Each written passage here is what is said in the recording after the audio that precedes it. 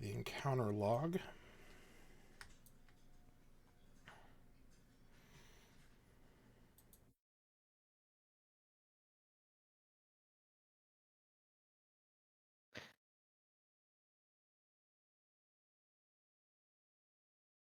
Yeah, since our sessions are back to back, I didn't have a lot of time to think about that. One thing I used to do to Andrew in 13th precinct was we'd have, like that week between sessions, and I would just sit there and think of about 4 different scenarios in which to take a direction. I know, Yeah. I know that couldn't have been easy to deal with. Me plotting ahead for 7 days. It's like, but if I take this route, it's like you have to figure in going to the ice cream shop to make that work. I also think that's probably why Walter lasted as long as he did. Oh yeah, just constantly ahead on shit. Yeah, in his mind, like figuring out what he needs. Even mid-combat. Oh man. Why is my hair falling out? You say, why is my hair coming out? I believe that's I what hear you that did right? say. Quit pulling on it. I mean, sometimes hair just goes away. I mean, that's why I shave mine now. Sometimes. The first time I saw the back of my head on camera, I was like, "Ooh, that's getting thin back there."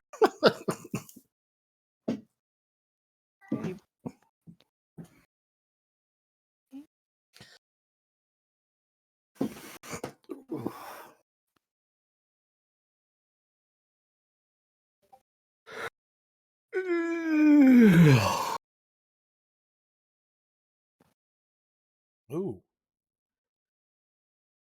Ooh.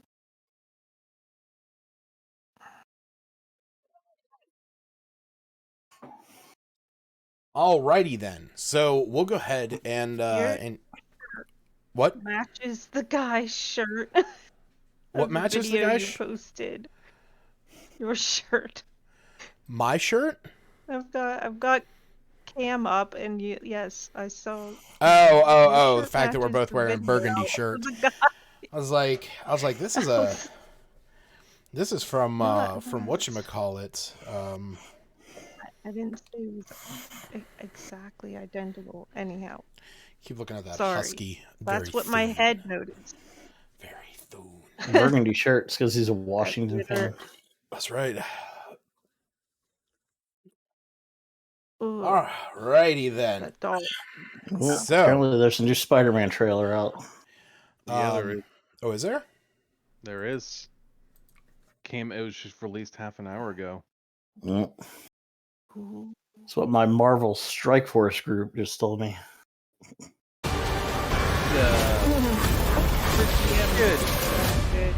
Pretty good. Any of those ever since I got any Easter eggs like what we talked about yesterday with 1 week.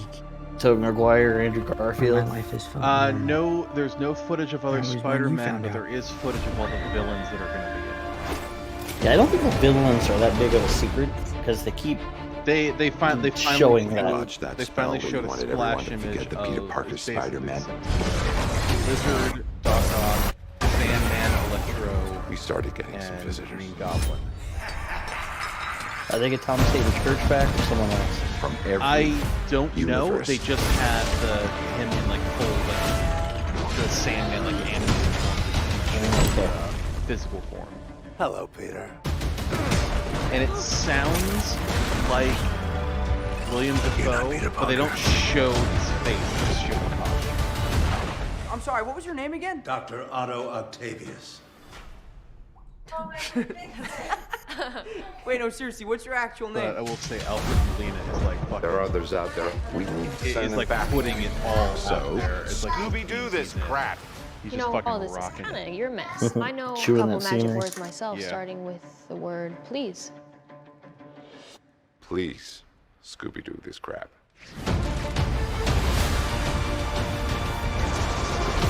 You're flying out into the darkness to fight ghosts. What do you mean? They all die fighting Spider-Man. It's their fate.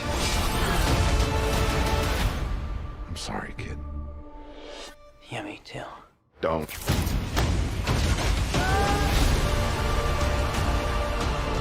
Look, there has to be another way. There isn't.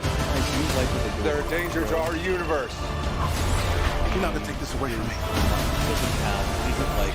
It's still You're struggling. Jamie Foxx. it's still Jamie Foxx that's got like the electro suit rather than being like the glowing Tries to make you choose. Yeah, honestly, I hated all those villains from the Andrew Garfield movies. like Rhino. No, they've actually changed the Rhino a lot in the comic books. Like I like the old Rhino, like when he kind of looked like a rhino instead of a dude in a mech suit. Oh yeah. Yeah. That was fucking badass. Alrighty then. But that Electro and that Lizard, they're just Sandman? terrible. Sandman was actually a highlight in that movie. It was. He was the heart of the film. Yeah, actually. Like he legit did not want to be doing it.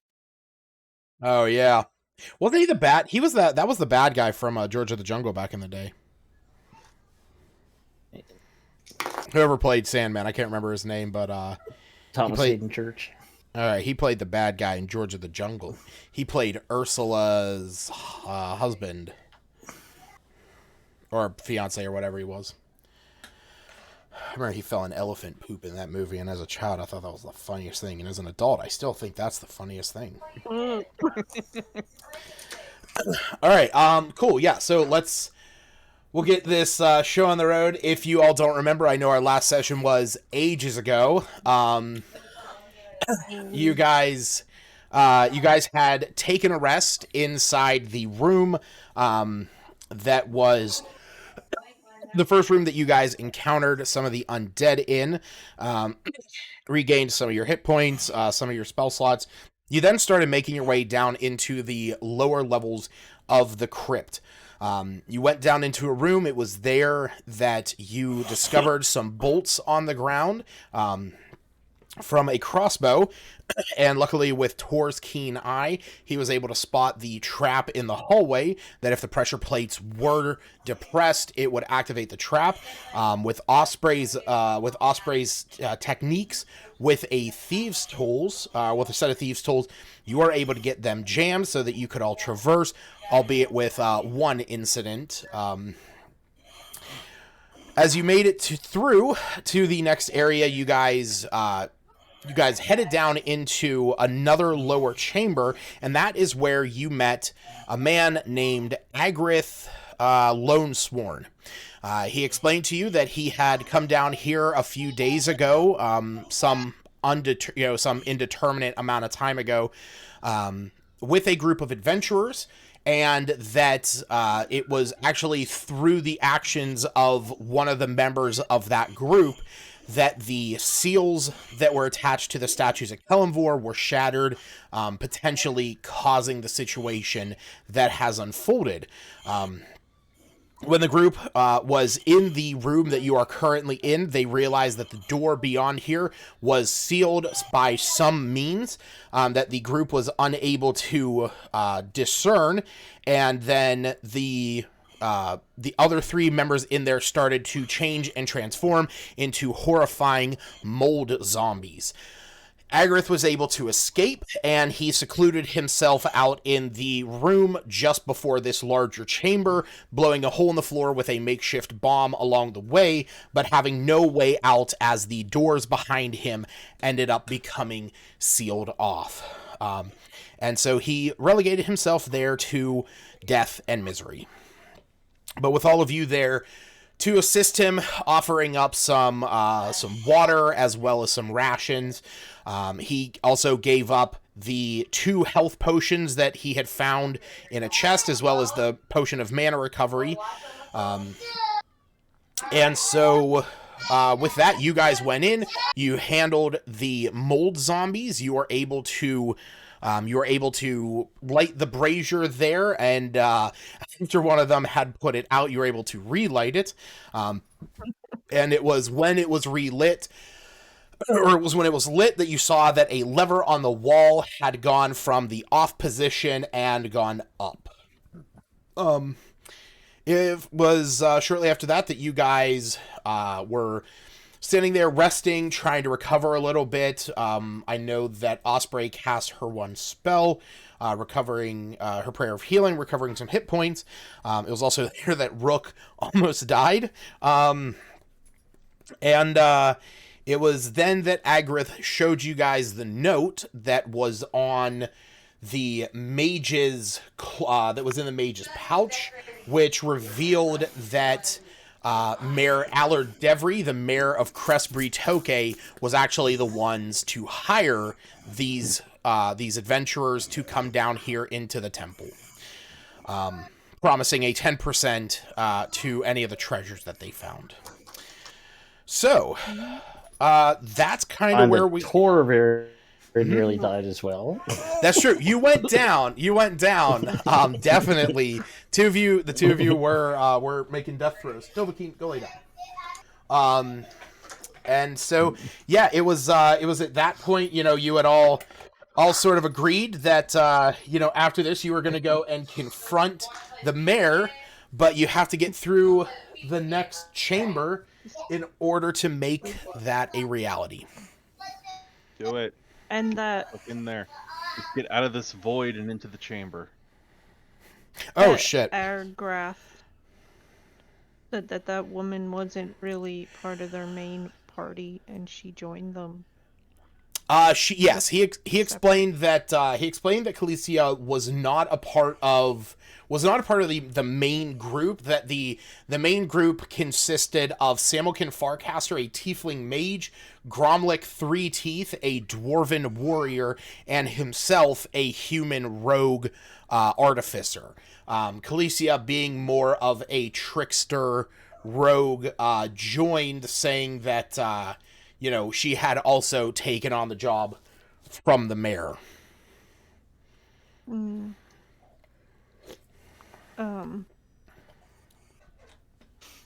Yeah, I guess we're just heading in without a horse, so. All right. Who's going up and pulling the lever? I will. I'll Okay. do it. I'm just gonna go pull my finger. Go ask Aaron. Actually, get Gwen to do it. It'll be funnier that way. All right. Let's see. Do we want a protection from good and evil up somewhere? Oh. Mine's for spells.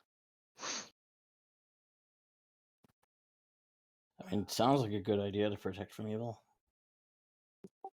Yeah, Is that?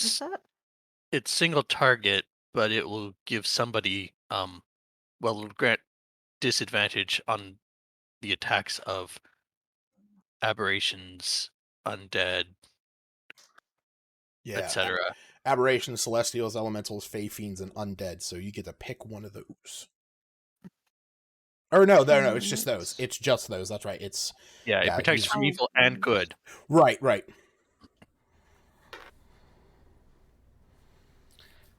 Also prevent fear from such creatures and possession, I believe.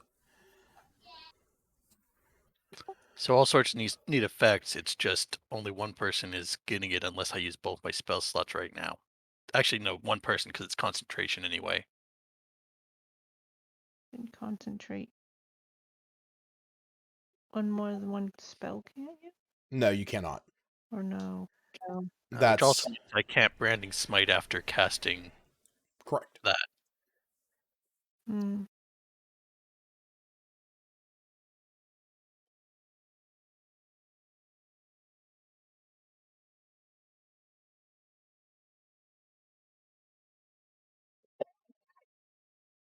I mean, I'm inclined to say me because I'm the main melee. But Yeah, but everyone else seems to get hit too. yeah, if our rogue friend over there wants to flank with you, then both of you are going to be up close. I'd prefer not to be now that there's more frontline presence. Agrith, he sort of looks at all. He looks at you and nods as he taps the fine quality shield in his hand. He says, "I should be all right. I'm gonna do what I can." All right, then I'll hold the spell for now and try to pump as much firepower into whatever's behind that door as possible, so we don't need as much defense. All right. So, as you guys all get into position, The door outside. yeah, as you guys all get into position, Agrith taking the rear. I had this folder open yesterday, but I gotta open it now. So, as Osprey pulls the lever on the wall, you hear a bunch of gears in the wall beginning to clank and clunk and whir as a blast of this fungal growth and mold just kind of jettisons out from the doors, as it appears as if they haven't been opened in some length, like some extreme length of time. But as the door is kicking open, it reveals an interior chamber. And inside, you can see a low-hung ceiling that in the far right corner, you can see that there is a statue of Kelemvor with an intact seal on it, with a chest laid out in front of it. Off to the left, you see a sarcophagus that is far more ornate than you have seen throughout this place. But the main thing you notice about it is that fungal growth appears to have encased this sarcophagus, that the mold and the fungus is emanating from this, that it is almost fully encased it. There is only just bits and pieces of it that even tell of its sarcophagus origins. But standing around the room, you notice 6 creatures. Standing massive in the far corners, towering over all of you at anywhere from 10 to 15 feet tall, are these massive mushroom-looking creatures that look like this. That could actually be TOS, because I think that thing's got titties. Yeah. And then else standing in the room in front of them, you see creatures that look like this. They appear as if they have a fungal mass that comes down off their bodies that spreads out into almost a gown. Their heads appear to be made of mushrooms and fungus, and their entire body seems to almost have a plant-like look. The other creatures are far bigger, far bulkier. Their heads are shaped like that of mushrooms, similar to the death caps that you guys fought before, but about twice as large. And while in this picture it does show legs, the growth around them is very similar to the smaller ones, where there is almost a canopy of fungus that is around their legs. And as soon as you open the door, like I said, this almost jettison of air pressure that fires out, kind of splattering all of you with tiny bits and pieces of this fungal growth that was on the walls. But inside, nothing happens in that moment.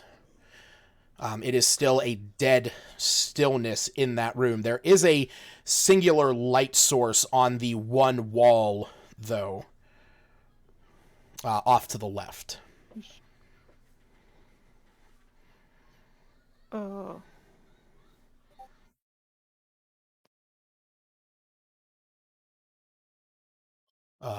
I say we pull the lever and walk away. And put it back. Yeah. How We'll many just explosives do you have? dig a hole through the spider. The spider came out through the. Try that way out. Do you ask that to Agrith? Yeah.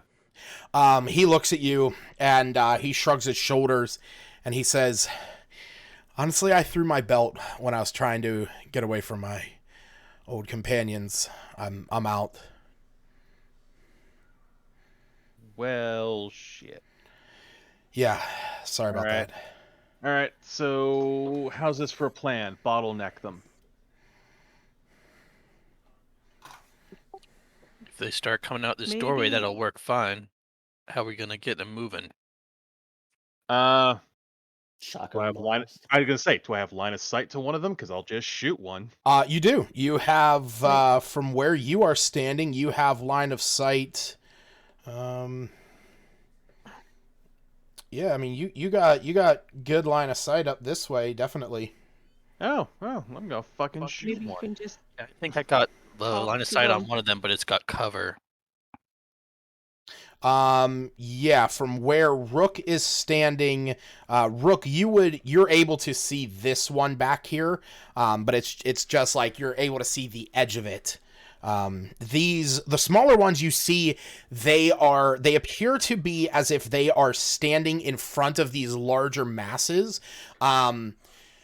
They are like they're like basically, right up next to one another. All in favor of me shooting one of them, see what happens. I mean, that seems like the best plan. Better than go in there. I don't really want to go in there, but the only way And we do a fishing that'll expedition. bring them to the brazier at least. Whatever in there that might be affected by it. All right, on 3 then. All right. So who is doing what on 3? So I'm gonna be shooting the first one up here. Okay.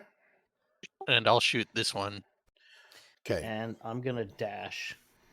Okay. Where are you dashing to? Okay. So wait, Andrew or Osprey.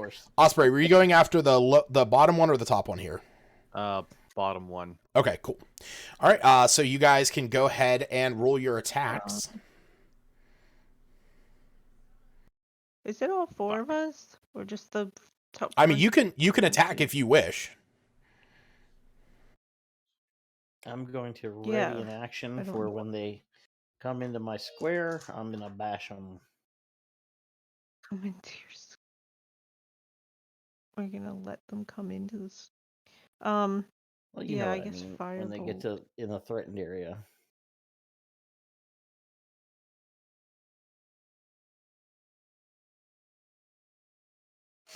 Fucking hold the line. Are you attacking, Stacy? Yeah, I guess this front one. Okay, the one on the bottom. Doesn't seem like anyone wants to try diplomacy and say, "Hey, can you talk? We're only here because we got trapped," type of thing. Because everything else in here has been so diplomatic. Rook, go ahead and roll damage. Unfortunately, Osprey attack misses. I'm wondering if they seem more intelligent, but I suppose I'd attack the closest one. Okay, go ahead and roll your attack, Willow. They don't, because I haven't technically started an initiative yet. Yeah. Oh, fair.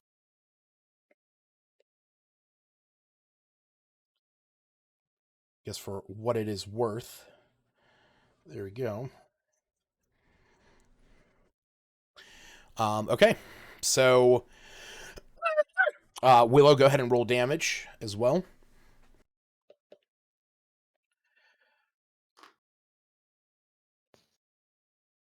enough damage.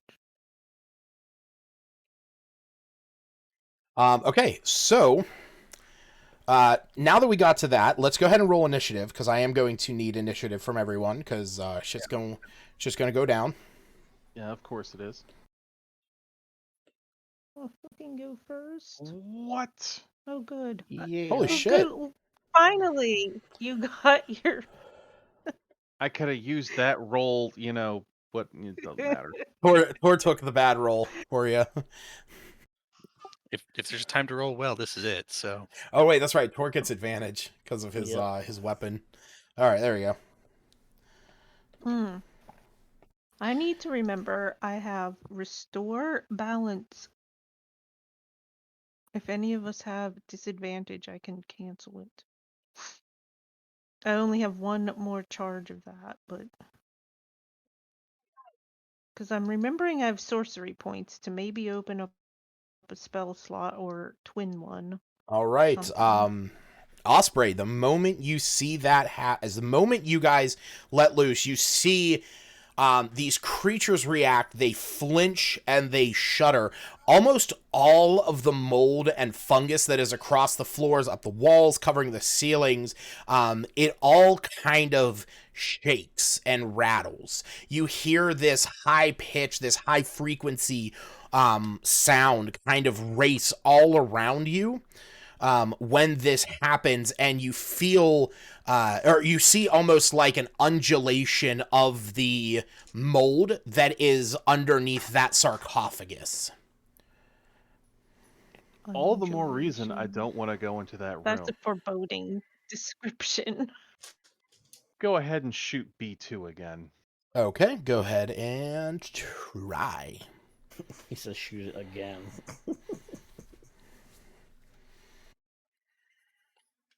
Okay, that hits. Right. Is it technically undead? Actually, it is not. Damn. What? Alright, takes 7 damage. Right.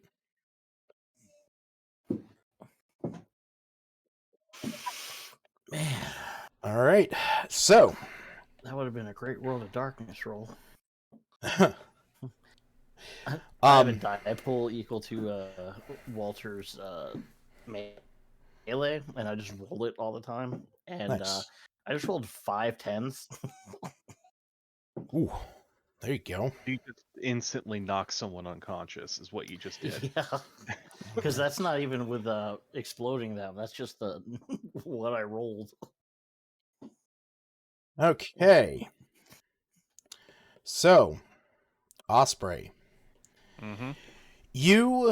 As you lay out another shot, you cock your gun, you take aim, you shoot at this thing, bullets plaster across it. The same thing happens. There's this high pitch, high frequency whine that kind of comes from all around. You see another undulation from the center as this creature looks over towards you. It takes a step closer. And it's at that point that you notice that it's that the almost dress-like fungal drapery that is around its waist appears to be connected to the same design that is around the larger one. As you see, it shoots its hand out as a mass of vines and plant matter shoots out towards you, trying to grab at you. Go self. Everyone get the fuck back. So I need to roll. We're not going to go to them. Yeah, that I'm not. Oh, that's great. That hits. So as this thing shoots this out at you, you feel this burning sensation around your legs, as you take 2 points of necrotic damage, and you are pulled 10 feet into the room. I think it is. It is then that you see this creature step into here, step underneath this drapery. Ah, crap. I hate the fact that they move like that. It steps underneath that drapery and then seemingly almost steps out of the same, in the same fashion on the other side of the room. So Willow. Am I still snared, or was that just a one-time pull? No, she just simply pulled you into the room. Oh, by the way, I do need you to, or no, never mind. You're good. That's not here yet. That's not here yet. But Willow, Fantastic. it is your turn. So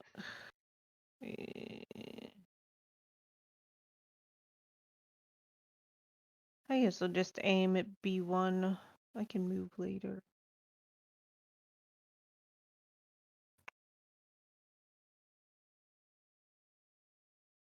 Click. The fuck? Same thing. I lost it. With Firebolt for now. Oh no. Unfortunately, that misses. Super exciting. All right.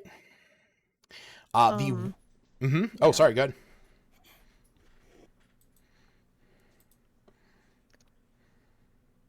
I guess I might move a touch closer. Just to see a bit better. Oh, that's exciting. Yeah, from there you're able to see the giant fungal mass that is technically known as a chamberlain. That's why it is a C. Innocent. Is there any type of like thing where you can reposition or move your allies? No, unless you have something that allows them to be pushed or pulled. So you could shove them, or like, for example, Stacy has the spell Rescue, which allows her to pull a creature up next to her.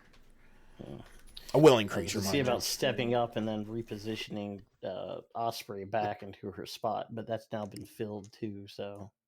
Right. Yeah, you can move. You can always move through another creature's space, but without shoving them move through her. But I was looking to, move her back out of the room. There is one ability that I can't think of what the name is, but there is one that's kind of like a defender's ability where you swap spots.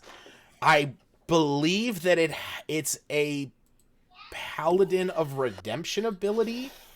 Yeah, well, Pathfinder is a reposition combat thing, but and of course, if someone's a willing target, you can just reposition them. Oh, gotcha. But yeah, that doesn't. I guess if there's nothing for it, it doesn't matter. Okay. All right. So, I need to roll again. All right. So Osprey, as you get pulled into this room, you see the creature that is up here. She does the exact same thing. She shoots out this mass of vines. This time, luckily, you are prepared for this, and you're able to avoid. This, but you do see that it steps into that fungal mass that is right there. And then you see it appear from the other side of the one on the north part of the room. Rook, it is your turn. All right. Start by repositioning. Try to get line of sight on something. Okay.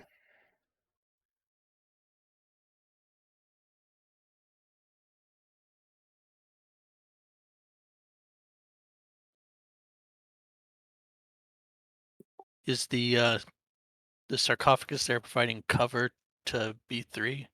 It is, in fact. All right. Okay, it is providing 3/4 cover. Then I'm gonna shoot at B1 instead. Okay.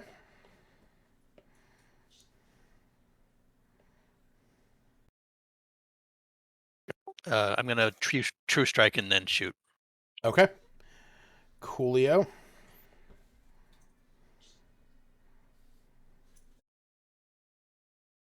Oh yeah, that definitely hits.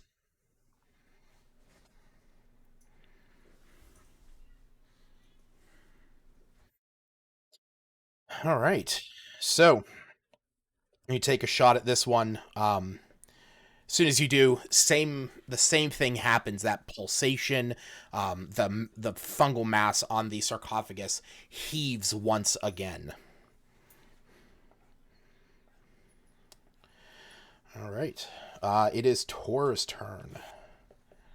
Well, I guess I'm gonna have to move too. It's not ideal. No, I'm not looking forward to it. I'm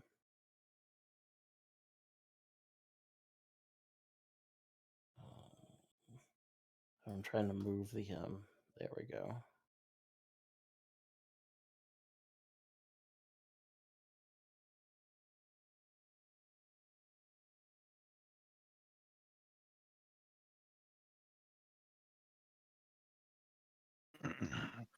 What exactly, because I see C1 as a token and as the next thing in the combat. So is Correct. that what that big... So the token looks like just a mushroom, but it's actually one of those? The token for some reason does look just like a mushroom. I don't really let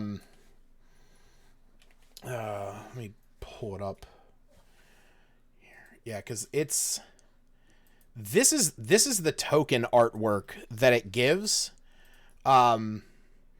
But actually searching up what this thing is, it does not give me that. Like, it gives me the one that I gave you. I guess, you know what? Actually, no, here. This is far more appropriate for what we're looking at.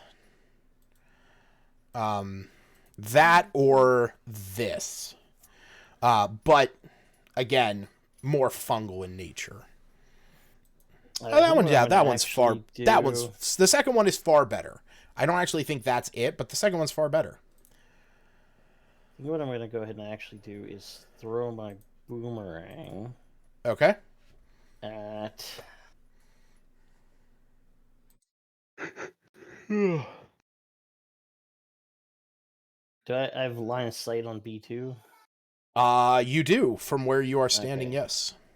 Alright, so let me go ahead and do that.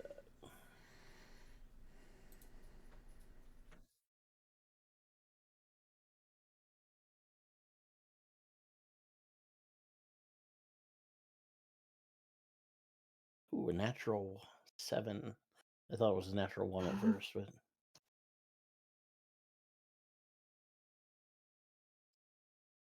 And you are going after B1 or B2?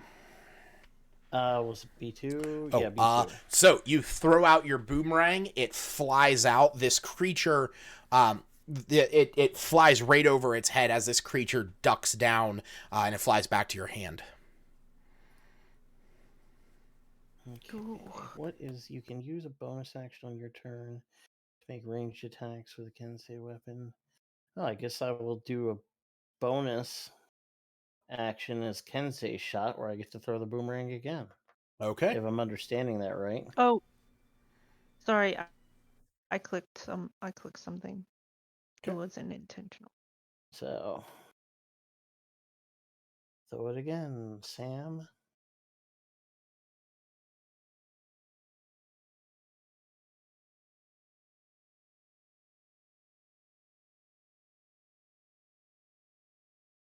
$14. That hits. All right, so this says with the Kensei shot. So actually, I was just reading that. This is actually going to proc. It deals an extra 1d4 damage. So what it is when, like, if you started your turn, you could use your bonus action to give all of your ranged Kensei attacks an extra d4. So that is what this is, Oh, right? okay, Yeah. It's not an extra attack with an extra D4. No, I got it. I got it now. Yeah. Okay. So scratch that hit, I guess. Then. Yeah, because that's how I was reading it as you were rolling. So, all right. But beyond your first attack, is there anything you do actually want to do as a bonus action?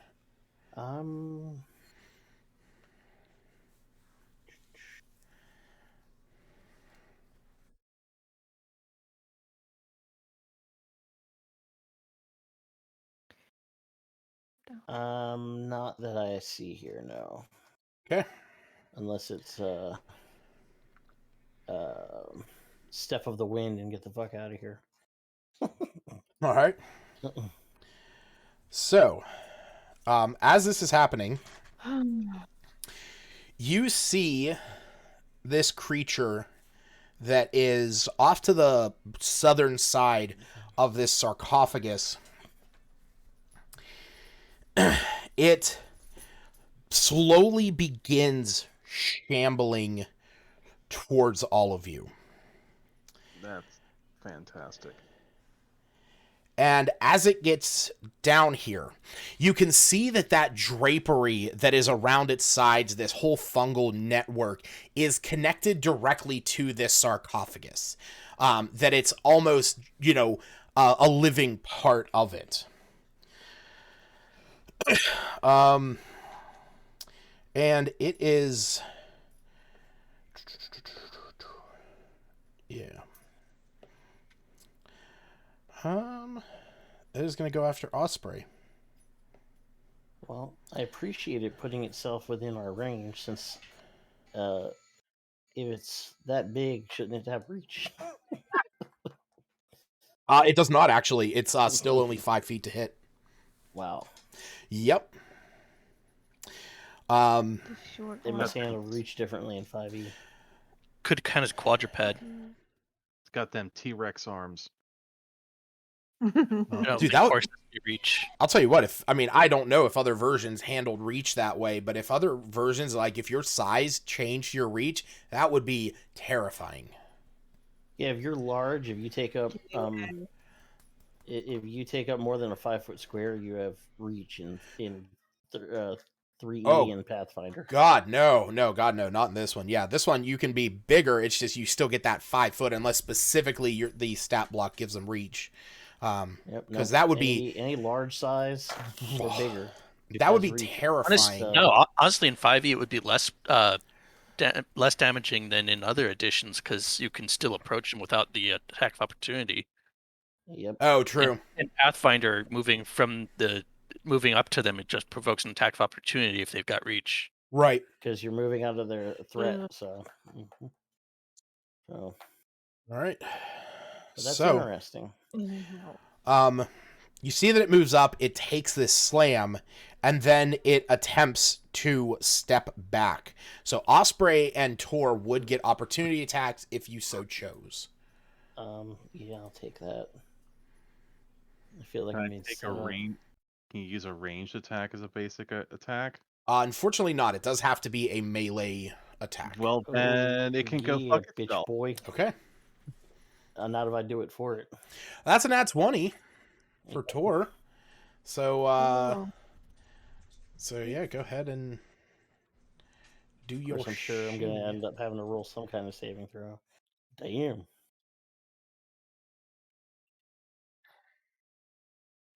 All right, so that's going to be 17.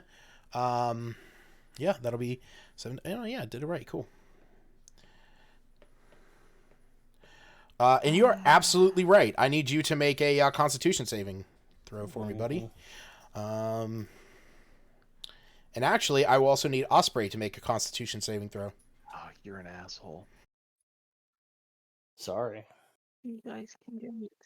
It's all right. You should have strong constitutions by now.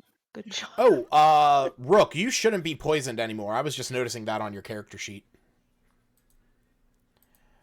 Well, we had the two opposite ends of the spectrum there. Damn. We sure as shit did. All right, so Osprey, you we're gonna say that this has to do more with the fact that it was Tor that punched this thing. But yeah, Tor, you lay into this. You get hit it this with a great club. Yeah, Nice. yeah. You get this cloud, this cloud of spores that shoots out at you when you hit this thing, kind of engulfing the area around it, and you are going to be poisoned for a minute. Why the fuck wouldn't I be? Thing's an asshole. It is. I'm just tired of spores and molds and fungus. I'm just tired of it at this point. Let's give me some proper undead without the fucking. Because it wasn't bad enough when I had to deal with black mold in my walls. Oh no. I'm more concerned with the fact that that massive crit didn't bloody it. Yeah, I know, right? Oh look, it's coming to do it again. No, this is a different one, but it is doing it again. But this one's going after Tor, and that's 2 hits. God damn it! All right. Because that's what I needed. That's what everyone needs. More hits. Tor, you're going to take 4 points of bludgeoning, or sorry, 8 points of bludgeoning damage. And then it is going to step back. All right. At this point, it is Agreth's turn. You see that he didn't drag B2 with it. I thought they were connected. You do see that the fungal network between them is connected. It's almost in a sense. Let me see here. So, like between this one and this one, the fungal network has almost like this drape-like quality between them, that is kind of like keeping them connected. And you can see the same thing over on this one at the top, as well as this one over here. So they all appear to be connected by this fungal network. But yeah, Agreth is going to move up. And he sort of stands there. He pauses. The good news is we can start backing out again. Yeah. But he looks in there and he's like, "Oh my god." And he charges in, pushing past Osprey, and is going to attempt to stab this thing. Dealing 6 points of damage. That's what he should be. He does have a picture of a crossbow on his back, but unfortunately that is not there. You see that he, though, deftly dodges the cloud of spores and jumps back away from the thing before it has an opportunity to do anything. All right. So next up is going to be this one up top. You see that this one disappears into the fungal. Why is there a red line on the ground? It disappears into the fungal network of C2, and then almost out of nowhere, lunges out of the one directly in front of Tor.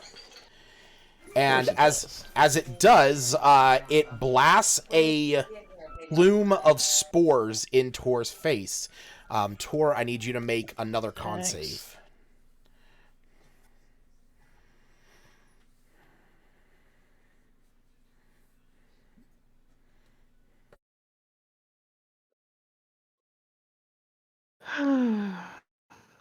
You quickly cover your mouth, realizing that this thing is going to try this, and you luckily avoid that blast And you see that it disappears once again into the mass and then reappears over next to this other one.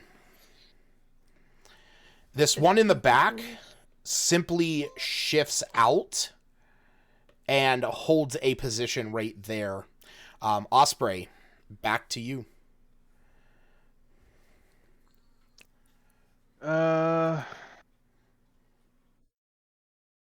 Click, click, boom.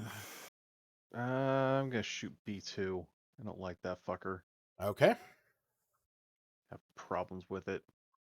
Being a dickhead it is. Damn it. Moving on. Unfortunately. This one disappears into the fungal network, appearing just to the side of Osprey. Osprey, I need you to make a con save. Why is everyone making con saves? Nope. Your body... Quick. Yes. I may have screwed up because I'm poisoned. Does that give me any kind of penalty on my Poison gives you disadvantage on attack rolls and ability checks, but not on saves. Okay, not saving throws. Okay. Correct. Osprey, you feel your body seizing up as you are stunned. Oh, you gotta be fucking. Oh my. Oh, that's something I'm so familiar with. All right. Yes, I'm sorry. You had a You choice. sound so sorry. You had a choice with in your making laughter. this. I did. I did have a choice in Keep making this this. mechanic in, and you decided to keep it.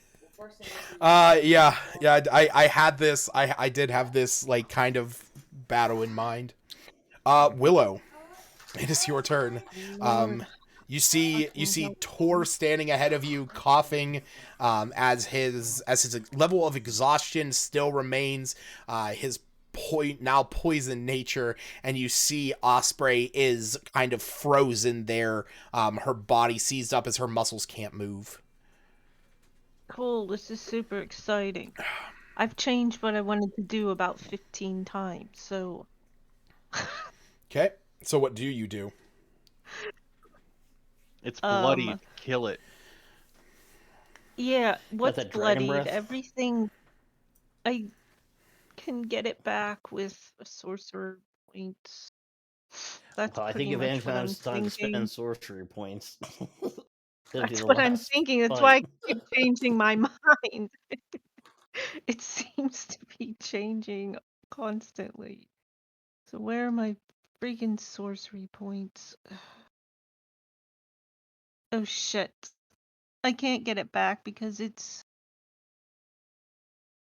You can't get what back? a second level spell. It's a Right. second level spell. Requires 3 sorcery points, but you only have 2. Backers. Shit. Okay. Well, the other best option, which is really not that good. Cast a spell. It's bloodied. Just try and kill it, so it's one less thing that's gonna fucking piss us off.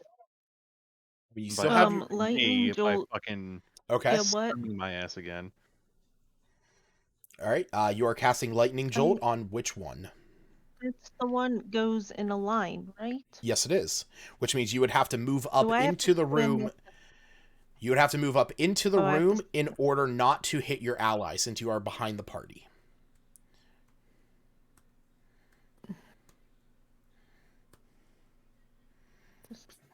There you go. There you go. Yeah, go ahead up in that womb.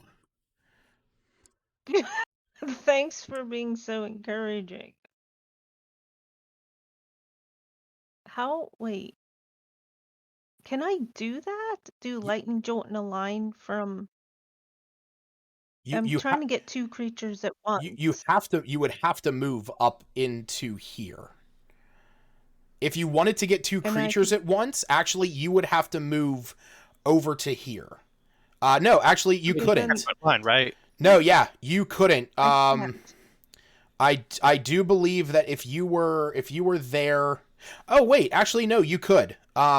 You could, because you could move over to there. Probably shouldn't have that hidden. There. Well, What? still don't know why that's not showing on the map. But you could move this way, and then you could get these two. No, there's But a I'd have simpler to go solution through. right here, and fire it Oh, that way. true, true, very true. Yes, yes, you could do that. That'll hit 3. It's like a nightmare. Okay, yeah. I still had a lightning jolt is a dex of 13. Yes, it is.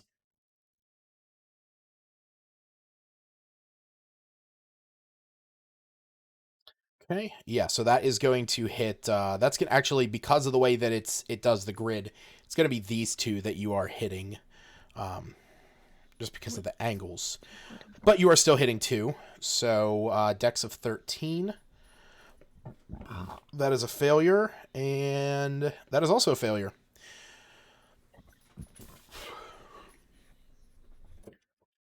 I only give 2 points of damage though. All right, you hit both of them.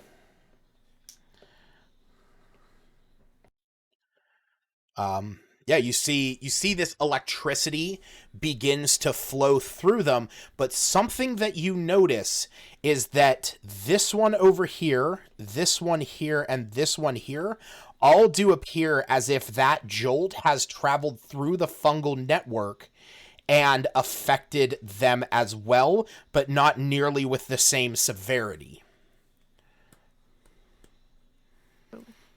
Like half.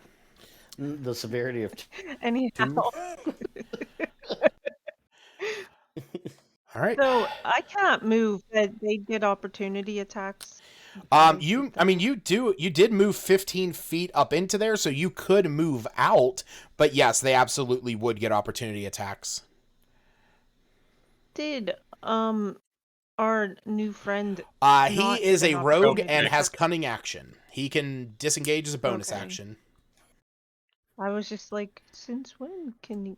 I know there's plenty of options. I was just curious. So I'll just stand next to them because, you know, I like plans. Honestly, the opportunity attacks could be better than just taking their attacks. Yeah, really? I mean, well, he's not wrong. This is like an out of game. You're gonna take 2 slams from each of the big ones if they attack you. Whereas an opportunity attack is just going to be 1 attack. Although on the other hand, they're going to make those 2 strikes against somebody. It's just a matter of will it be you. Right. Whereas the opportunity attack is an extra. I thought opportunity attacks were all the choices of attack that they could typically. Nope. Opportunity attack is very specifically stated as, where is it? Yeah, you make an opportunity. To make an armor attack, use your reaction to make 1 melee attack against the provoking creature. The attack occurs right before the creature leaves your reach. So it makes 1 attack. But wouldn't it be from all 3 of them? Yeah. Yeah, but if you stand there, they're likely to all 3 attack you. Correct. Eventually. It's just a matter of, do we give them an extra attack? With 5 attacks. Or do we let all of their attacks be on the less protected target? Yeah.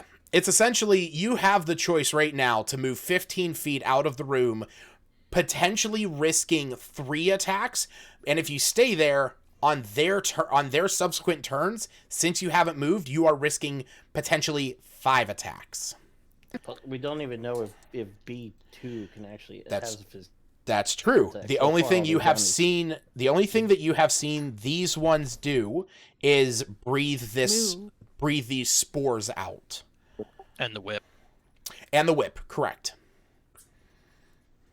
Because my initial thought was end and then I leave, but I never played anybody who actively took the opportunity attack. Okay, so are you staying there or are you leaving the room? I was gonna come back out. Okay. So, they are, if you are moving out of the room, they are going I to don't know get their to where. opportunity attacks. Well, you kind of have a Hopefully beautiful choice of one of two squares. Do I have to come all the way back this far? Considering can't there's no room stand in there that little next to them. cluster there, yes. They'll just squeeze. We're friendly. That hits, and that hits. So as you rush out of there past your companions, you take 8 points of bludgeoning damage. All right. You see this one up in the top. It moves around, disappears as it has been doing, and then reappears down next to Tor.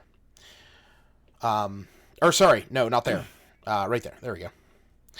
And as it does, Tor...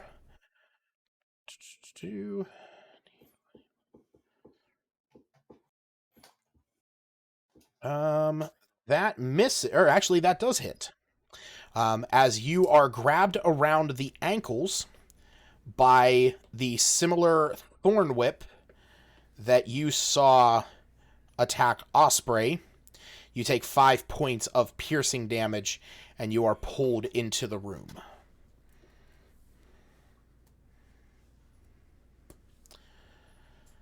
All right, Rook. Let's try to get B2 out of the way here.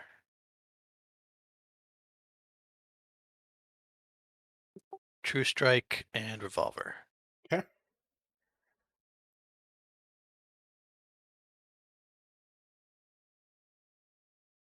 That hits. Okay. With a mighty blast, you unload a round into this creature. You see that it blows apart in a massive puff of spores.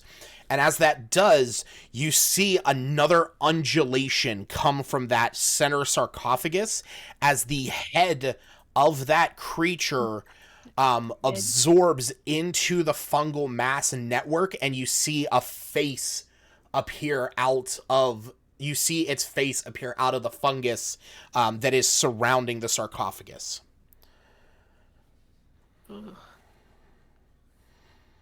Tor, it is your turn. Actually, Oh, sorry. Trying to skip turns now, are you? I don't know what else he could do, but I'm so curious. I can move. I'm just trying to decide if there's a better place to be. Gotcha. But probably not at the moment. I'm good. Okie dokie. Tor. Alright, I'm gonna attack B3. Okay. Just keep in mind you have disadvantage because you are currently poisoned.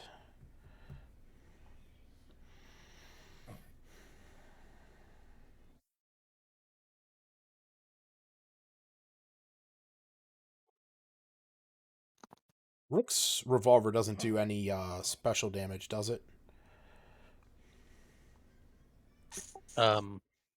No, it doesn't have any additional damage types. Okay. Unless I cast 14. The Branding Smite. That's right. That's what I was thinking of. 14 does hit. Or a couple bonus points on my hex target, but there's the same type as the weapon. Right. Okay. Goddamn. 8 damage. All right. So a very similar thing happens. You see Tor, he runs up, punches this creature in the stomach. You see that it explodes in a very similar fashion, and as soon as it does, you see that its face appears out of the mound that is covering the sarcophagus. I get the feeling we're going to get to shoot them in the face again in a little bit. Alright, I'm gonna take my bonus attack on C3. Okie dokie, sir. I would flurry, but I don't feel like rolling 4 times. You know you can right click. I don't know if yours actually would do it because yours is. My right click is not working. Yeah, It won't do it for initiative. It won't do it for anything on this page. That's so right click weird. will not work. So that's so weird. So I'm just gonna unarmed strike. Okay. Gives me the bonus to the armor class too. True. So that first attack was going to be an 18. Okay. Let's see what the second one is. Looks like it's going to be a 15. A 15 would hit. Yes. All right, and that makes my armor class a 17 as well. Alrighty then. 7 damage. So the thing should just be about not dead. So.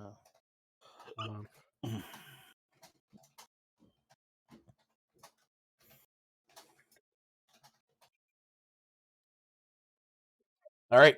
Agrith, he definitely moves in next to Tor. Goes into stab at this guy. Hey, Stacy, just keep in mind, Tor's now rolling with disadvantage. Oh. Well, that's well past. Yeah, just giving you a heads up for next time. Because Agrith is actually attacking with... Agrith is going to get his sneak damage. If his attack would hit, which... Let me ask you something. Wait, hold up. Uh-huh. Stop. Are you really going to ask him why I went out of order?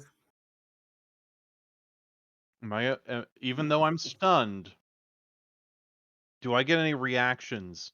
You do not, unfortunately. All right, well, go fuck yourself then. Never mind. Oh, I did go out of order. Oh, good call. Thank you, Tor. You're a good battle buddy. Oh man, Just come up and smack me around a little bit first. We almost went a turn without Tor and Osprey getting smacked up a bit. Dang. So, against Tor, that's a hit and that's a miss. So, Tor is going to take 4 points of bludgeoning. And you see this thing moves up, and I'm going to reiterate to Stacy, this thing is going to have advantage on the attack against Osprey. I was gonna just ask that if she's stunned. She is stunned. I can only do this one time, but since I almost asked it, it means I was actually aware. So are you using Restore Balance? Restore Balance. Okay. And because of that, the attack misses. Aren't you lucky? Ish, half lucky because you're already stunned. All right. So Agrith, he is going to move up, seeing this, knowing that he is going to nudge him over 1 square to attack C1 instead of C3. And those things are rolling incredibly poorly on their damage. He looks at you, and as he's driving his dagger into this one, he goes, I'm better when there's somebody next to me. As in the fact that he gets sneak attack, he does not need to have advantage as long as an ally of his is within 5 feet of the creature he's attacking. He does. Gwen, what are you doing? So that is going to hit. So he is going to dish out 12 points of damage against thing. Yeah, that is the one disadvantage to my flanking system, is that you don't get that advantage that rogues die for. But because most subclasses and sneak attack is now verbed as long as an ally is within 5 feet of your enemy, you get your sneak damage. So as long as he's next to you, he's good. And then he is going to use his bonus action to disengage. That's 5 slams in a row. It's been minimum damage. Yeah, I don't know why. I'm rolling. I am having to do custom rules because of what is going Hey, on. you know, if you want to go up there and be the one that gets hit, Yeah. quit complaining about it. I'll rotate in if you find a way to get out of there. Well, I currently can't. Actually, You have to come no. up here and physically move me. We're gonna put her up there. Yeah, she. So I do want to sort of showcase this. You actually see you see this one. She moves through the fungal mass around and up to here, and it is there that she is going to Thorn Whip Tor once again, missing her attack. Because Thor's really not into whips and stuff. So. Yeah. So you see the one that is standing in front of the sarcophagus. It almost looks like it is, like it puts its hands on top of the sarcophagus, and it almost appears as if, like parts of it are starting to imbue onto the sarcophagus. I tell you right now, we do not need another enemy after these. Osprey, go ahead and make me a con save. I'm already sitting at 11 hit points. Did I have you do a con save last round? It's only been. He only it's only just been got one stunned, yeah. Oops. Okay. Oops. How long does poison last? Wait. By the way? Actually, A minute. poison lasts for a minute. A minute. Okay, so. You got 9 more rounds of this bullshit. 10 rounds. So I'm just gonna go. Nah. Make it. Willow. Got any inspiration? No, we don't have any.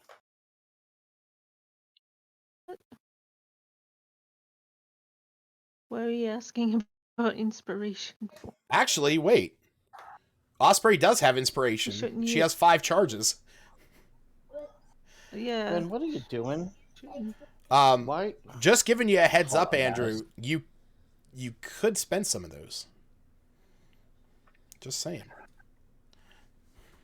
What do I need to?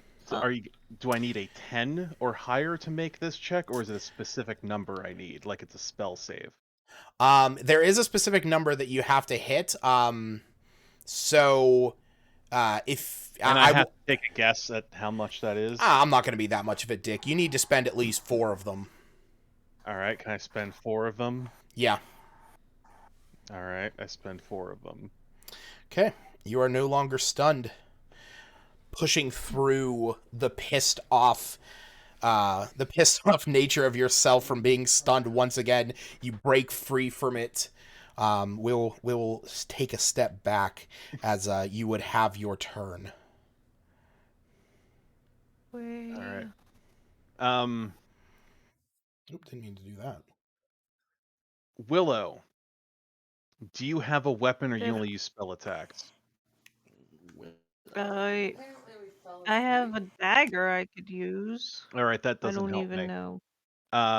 No. The fuck is the rogue's name? Does he have a ranged weapon at all?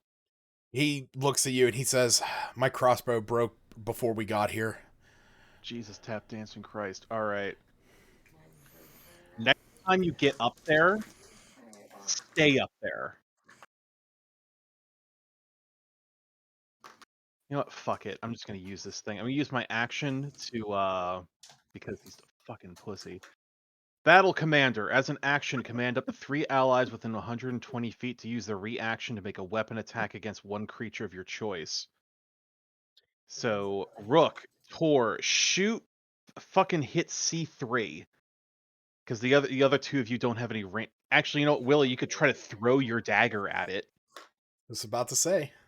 That's all. Like the 3 of you make an attack against C3. I could try. How does that work if I... Oh, wait. It does say simple finesse light thrown in range for my dagger. Well, there you go. Right It's a next thrown to it. weapon, so you throw it. You throw it. But this... You said this was against This is on my C3? next turn. Yes. Okay. Tor, go ahead and make God go ahead and damn, Rook. That's what I want to see. Tor, go I think ahead. I have to make a saving throw. No, you don't have to make a saving throw. good. But you do need to make an attack because Osprey is commanding you to attack. Yeah, no, I have no problem with doing that. Cool. And That's Willow, fine. same for you. Go ahead and make a ranged attack with your dagger. I just wanted to see if they could kill it with their ranged attacks before I hit it with a melee attack and have to Yeah, make a true. con save. True. I will say. What are you gonna do? Get double poisoned? Hey, it happened in I think Drunks and Dragons because they play drunk. I think I'm just the clicked only the one plus drinking 3 right now. Yeah, Oh. it's the same thing. I'm- It's still a +3. All right, go ahead and Yeah. roll the Well. damage, Willow. It's only 4, but Right. at least it hits. All right, just waiting on Tor now. Yeah, Tor, hit him. Hit him. Do it. No, Damn, so close, so close. I annoyingly somehow don't have a crossbow in my Oh. Roll the inventory, damage, buddy. despite the fact that I'm proficient in a crossbow. I feel like I missed a step somewhere creating my character. No, that Like- just comes from you being a sorcerer. Yeah, Pretty but much everyone is proficient in crossbows. Yeah, they're simple weapons. I would have liked the backup weapon, A and I don't simple know why I weapon didn't put it from a in there. simpler time. That was so dangerous that it was outlawed by the church because a peasant could kill an armored knight.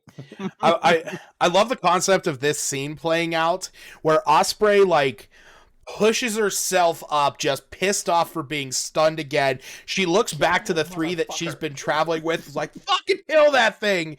And just compelled by the powers of Osprey's voice, Rook just, pulls out his gun. Rook, you get almost a giddy feeling from your gun's essence and spirit. As you almost hear a chuckle in your ear coming from it as you pull the trigger, blasting a massive hole into this, as from that point, a dagger skims right across the top of your revolver as Willow throws a knife. Thinking oh, I've never actually thrown one of these before. But with expert precision, Somehow managed to do well. digging this dagger into the wound as Tor takes a mighty punch, punching the dagger into this thing, severing with my great club.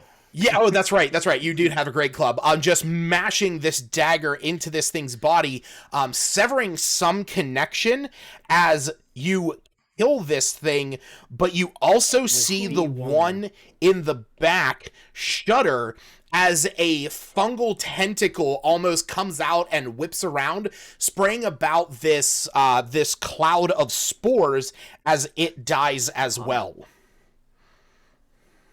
Ooh. Yeah. I've been holding that ability in my back pocket since session 1. I'd be looking. I should be throwing these daggers more. It's funny, my cleric has that in our world wound one because it's part of his mythic path, but he can also command all allies within 30 feet of a enemy to attack. Yeah, that one came from a guy that I'm subscribed to on Patreon, have been for a while, called the Arena Guy, and I have loved that feat for so long because of the way that I play characters. I almost take it on every single character I play because it's so good. Solid fucking feat, really is. Love that guy. All right, yeah. Actually, it would still be Osprey's turn because that was just her action. If you want to do anything else, move backwards. Actually, I'm good. Okay. I know you guys are all. I still have 26 hit points. I'm good. It also occurs to me that there's no one left to stun you. So yeah. All right, Willow. By the way, I did want to say when you saw this one die, you saw a third face appear on the fungal mound there.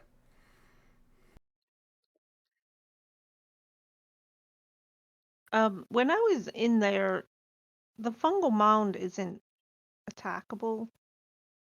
Yeah, nobody has tried to attack it. It is just a giant mound of fungus surrounding this sarcophagus. Don't worry. We'll set it on fire.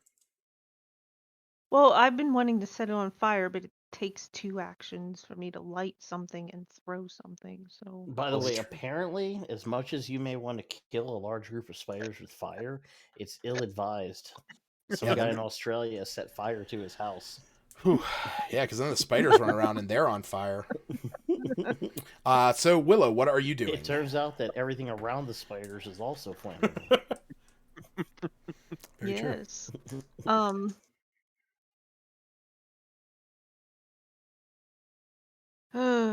I'm gonna try and... Where am I? I think I need to move a little bit. No, that didn't help any.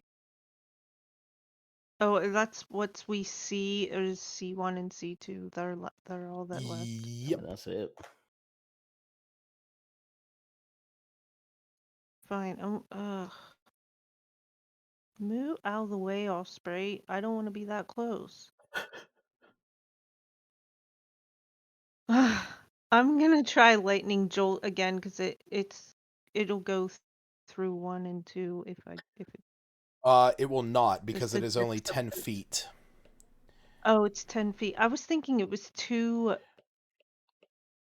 squares. Yep, 10 feet. If you wanted it to go Not through 2 both, squares. you would have to move Willow to here and then angle it this way. I'll try that again. I just want to try and get both. If I get any. Cool. So the 13. Okay.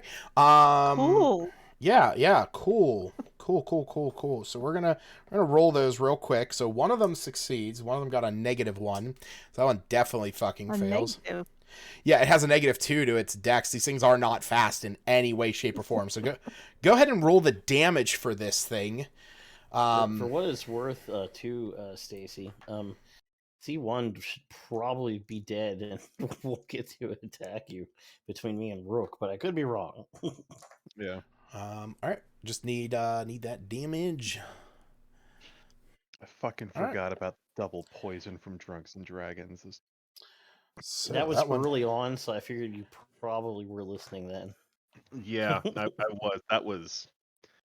I remember hearing that. Like, that's not how that works. And like when they found out that that's not how it works, like it came up like for so long, like the am I double poisoned? Fuck you, Bachman. Willow, I need you to make a dexterity saving throw.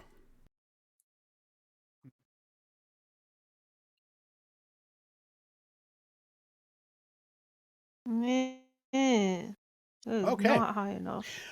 So you step up to this point to try and get this better vantage point.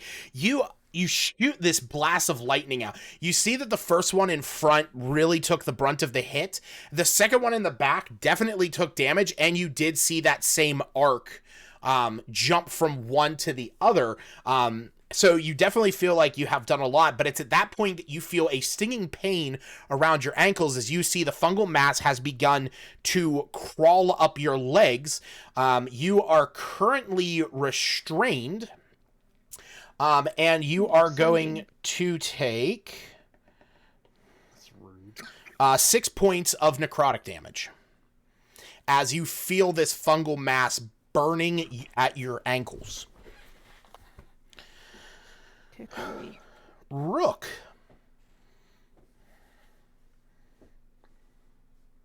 Move up and shoot C1. I'm gonna... Yeah, just to make sure, I'm going to try Branding Smite. Okay. Go ahead and roll that attack. That hits.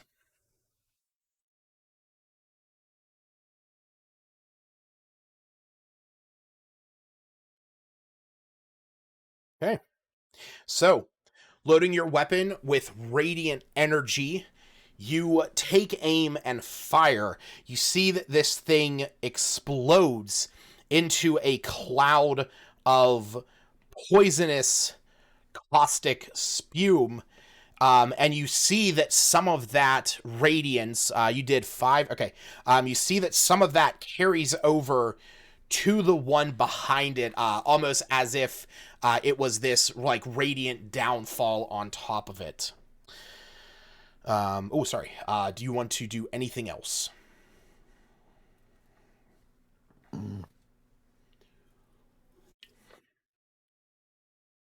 I'll complete the movement to there. Okay. Tor, it is your turn. Go get him. Like I said, as I said before, you see C2 has connected its arms to this sarcophagus, as it is almost appearing to feed this thing. Oh, I also did want to say, from when you guys killed the first large creature, and now this one, you see that the mound around the sarcophagus has now almost doubled in size, as these creatures' masses are being absorbed into it. Alright, I'm gonna use Kensei's shot and throw my boomerang. Okay.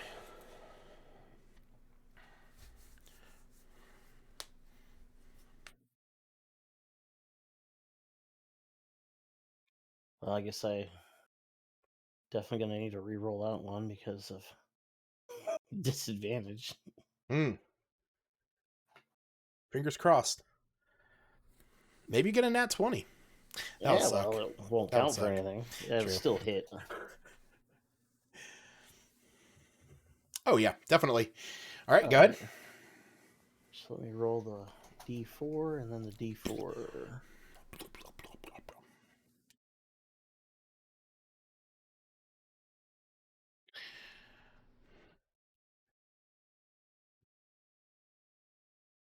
So 5 for the boomerang, and then the Kensei strike or shot did not roll for some reason. Let's try that again. There we go. 2 more damage. Okay. You throw your boomerang. It lands into the back of this thing. As it does, it embeds itself, and you see as this thing's mass is starting to like pull around itself and go onto this sarcophagus, that your boomerang is almost sucked into it. Okay. Yep. Oh, sorry. Can I try to? I know we kind of talked about this, but since she's actually like being restrained by something, am I able to, even if it's not on something that resolves now, but like aid her in aid Willow in getting out of that thing that's on her feet? I don't think you have anything that you can do as a. I don't believe you have anything, because you could, if she doesn't get out next time, you could grant her the help action, to do that in the future. Either that, or you could just attack the vines around her legs, that are restraining her. That's also another option.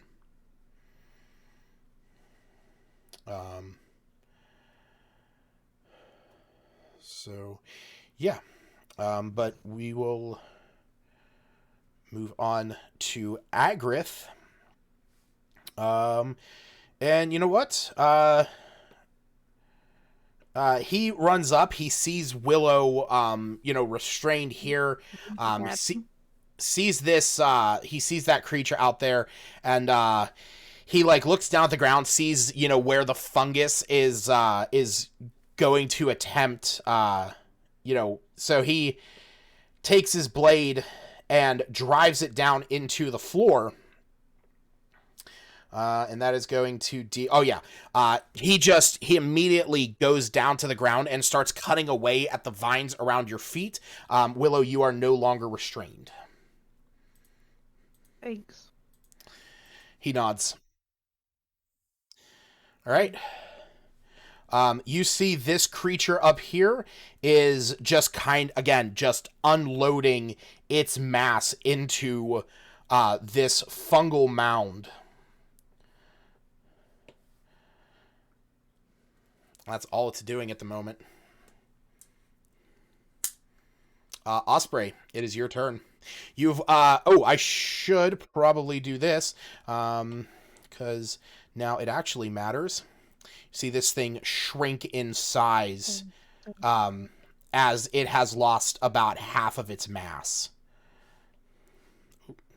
All right, well, move on up, and we're gonna shoot it. Okay. Because it's a son of a bitch.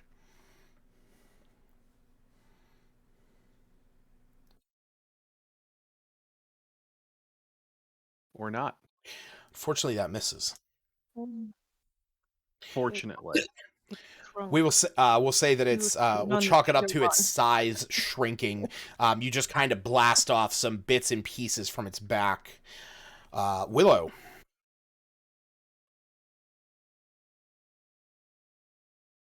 I guess I'll just shoot firebolt at this wee thing. 10, 15. Yeah, that hits.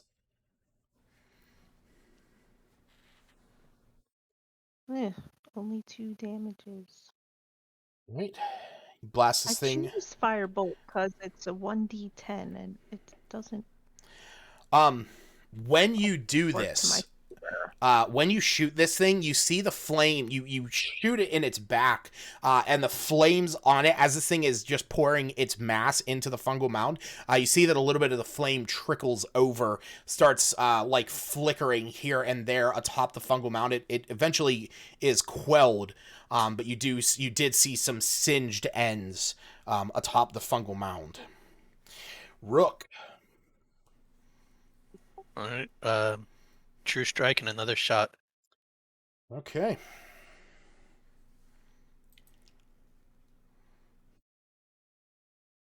Yep. Go ahead and roll your damage. All right. So, Rook, you take this shot. You blast this creature as it's almost just completely unloading its mass into this thing. It has shrunk down to about the size of a goblin as you blast it, destroying it. And sure, whatever's coming out of there gives me time to reload. And as soon as you do that, you see that tendril that was disconnected from over here. You see one here as it is flailing about wildly, spewing that same caustic plume. And as that moment happens, you see the fungal mound around the sarcophagus begin to heave even more. Whore. It is your turn. Just call me a whore? What? I did. I want to pay you to sleep with you. I want to play video games first, and we'll sleep head to toe. But I was going to say, like, $10. So. This is like the only way he can answer the question of, is having sex with your clone masturbation or gay? No, that's between no, that is between me and that's between me and Garrett over in the other server. So here, hold on, you guys are gonna kick out of this. It's gonna be so weird for the people that actually watch this stream or on VOD. All right. This is a picture of me. I don't know why it's rotated like that. But that is, there it goes. That is a picture of me. So you have to kind of turn your head. This is a picture of Garrett from that server when he was unpacking his house. And yeah.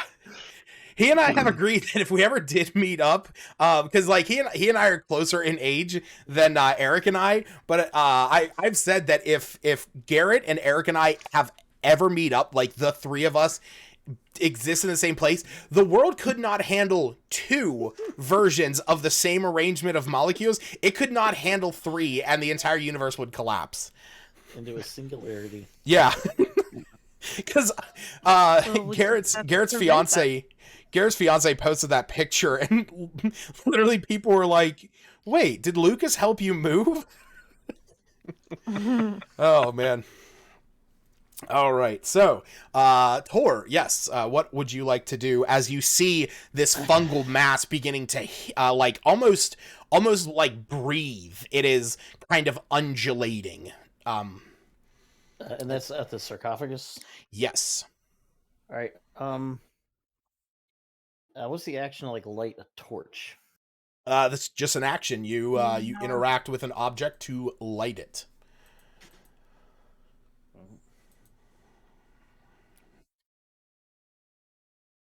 So can I just walk over and apply the torch to the sarcophagus? Well, that would be an attack. Okay. So Yeah, that's an extra action. That's why I hadn't tried it. Right? It's an action to light it and an action to yes. attack with fire. Yep. Are you lighting a torch? Yeah, I'm gonna light a torch. And then Okay. I'm gonna move to right. Hand it to someone else. I guess that's a good point. I'll hand it to Willow. Okay. Actually, no. I guess I'll hand it to God damn it, what's his name? Agrith. Agrith, since he's next. Okay. And he just sort of like looks at you, looks at it, looks at the mound, looks at it, looks at you, does that like, and he nods and he says, buddy, I'm gonna avenge my friends. Except that one bitch. I'm gonna avenge my friends. Fuck that bitch. Well, right. she's probably the reason you have to avenge them. So you see Agrith, he deftly moves across this space. He has to make a dexterity save, and he gets advantage on that. Perfect. It was a 1 and a 1. Yeah, that would have sucked otherwise. He gets right up next to it, and he uses action to throw the torch down on there. As you do, you see flames begin to erupt from this. I need this. Okay, and that. All right. So you see these flames begin to flick up from here. Unfortunately, the flames are almost instantly quelled. He is going to move back as soon as he does that. And you see the flames beginning to wreath this as they are starting to burn. But it's at that point that you see the fungal mass that is surrounding this sarcophagus. It begins to diminish in size, almost as if it is receding in. Kind of like if somebody pulled a plug in a bathtub, you just see this opening at the top, pulling all of this fungus down in. And that is when you see that the sarcophagus lid has shifted off to the back. And rising up out of this is this massive creature that looks like this. God damn it. And what's the matter, Jerry?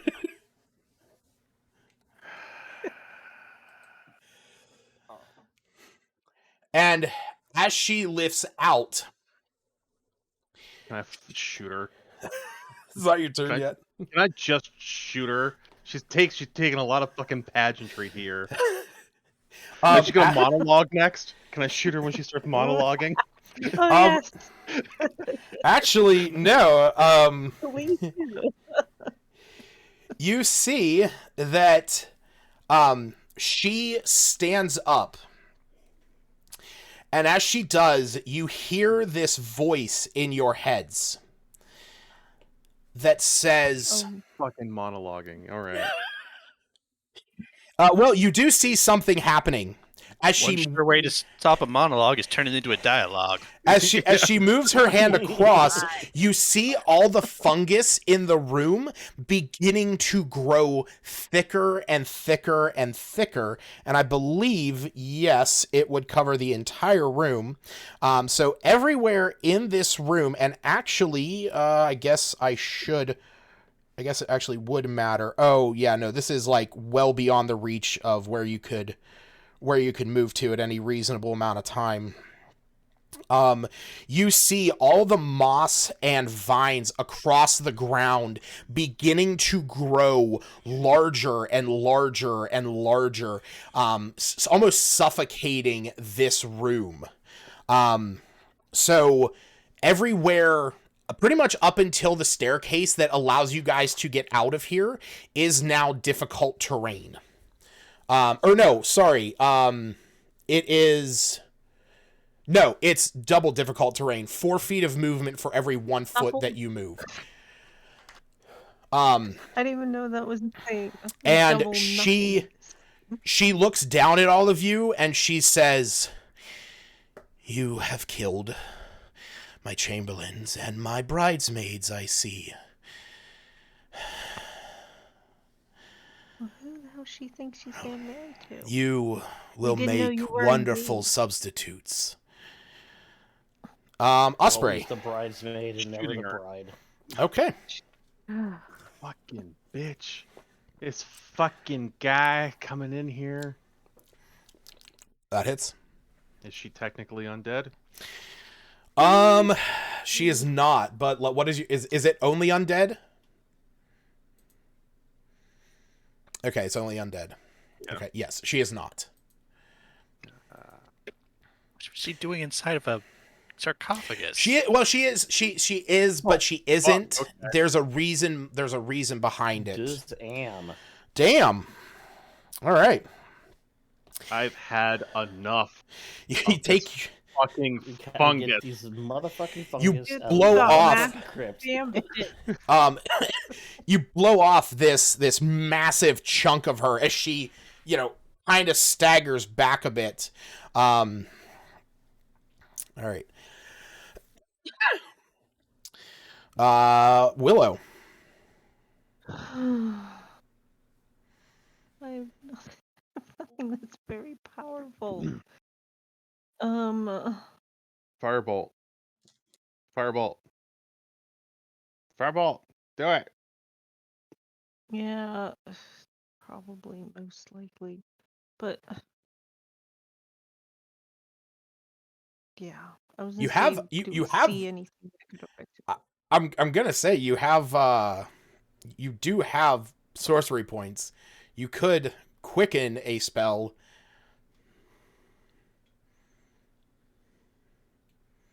That would just give it twice. Well, no, quickening it, and I'm just saying, you could quicken something like Witch Bolt and cast it as a bonus action, and then you could cast a cantrip as a full action.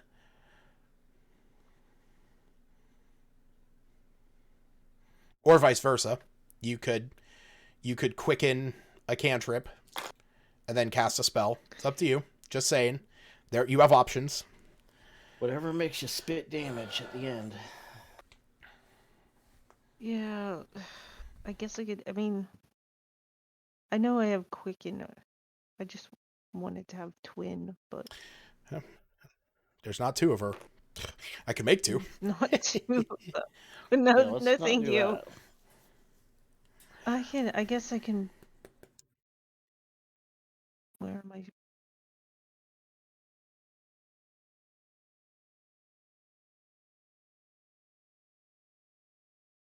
All right. So are you quickening a spell? I'll quicken Witch Bolt and hope to God that hits. Okay. Go ahead and roll your attack. Make sure you use up both of your last sorcery points. Which god, by the way? Because there's a lot in this world.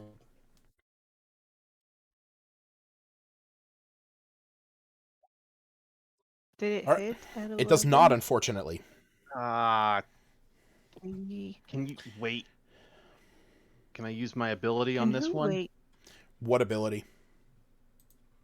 in between my My battle commander, as a casting? reaction, creature within 60 feet makes an attack roll. You can use a reaction to grant that creature a bonus to the roll equal to your charisma modifier. Yes, you can. And the attack would hit.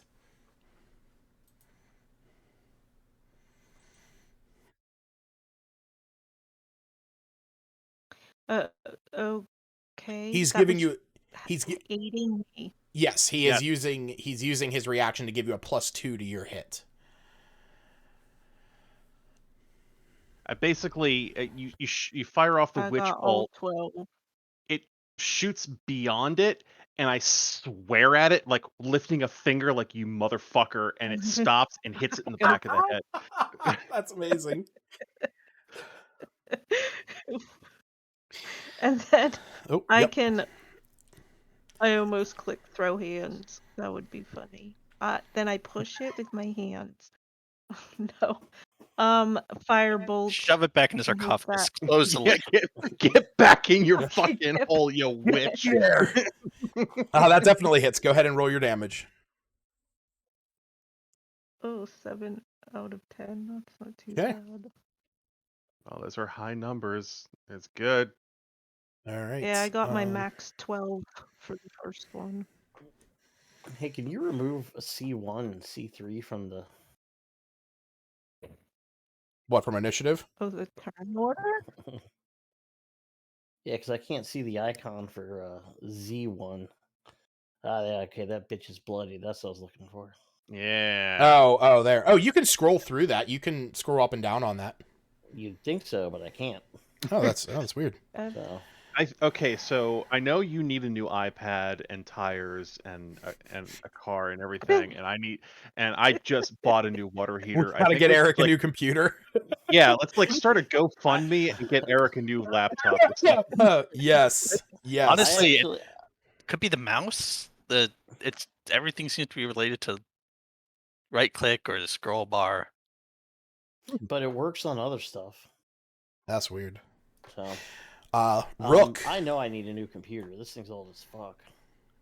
All right. Well, I'm gonna have to reload as a bonus action at this point.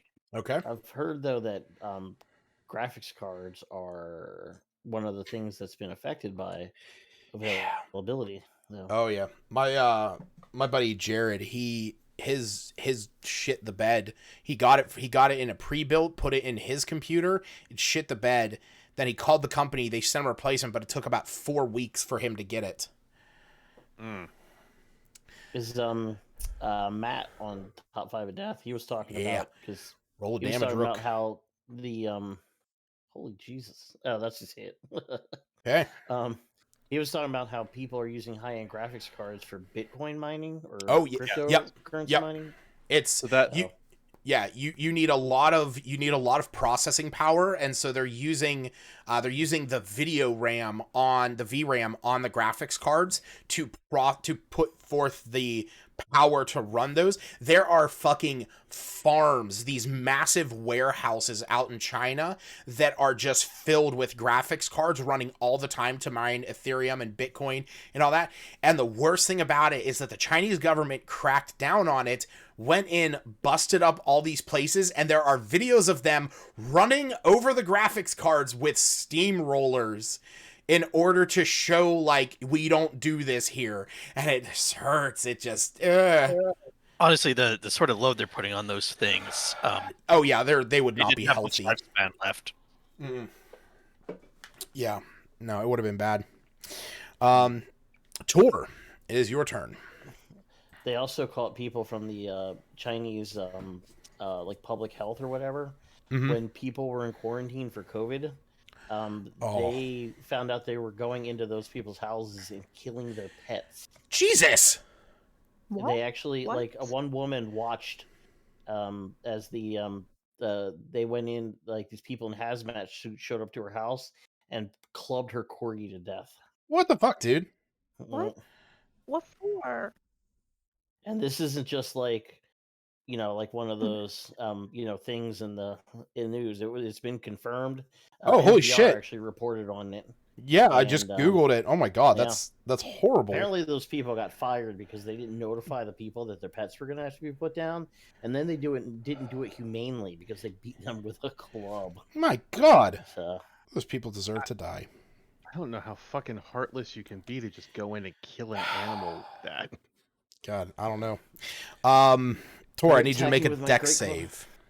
So you're about to beat this woman to death. I did go around. I didn't take the path that it shows me. Okay, so you went there to around. there. I did like the knight move, the chest knight move. Yeah. Okay. So yeah, no, it did the same thing to me that it did. So we'll put you there. So. And then that will account for it.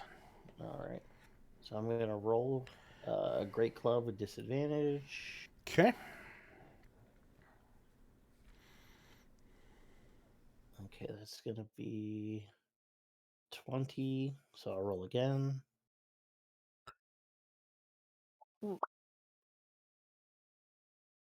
Can he?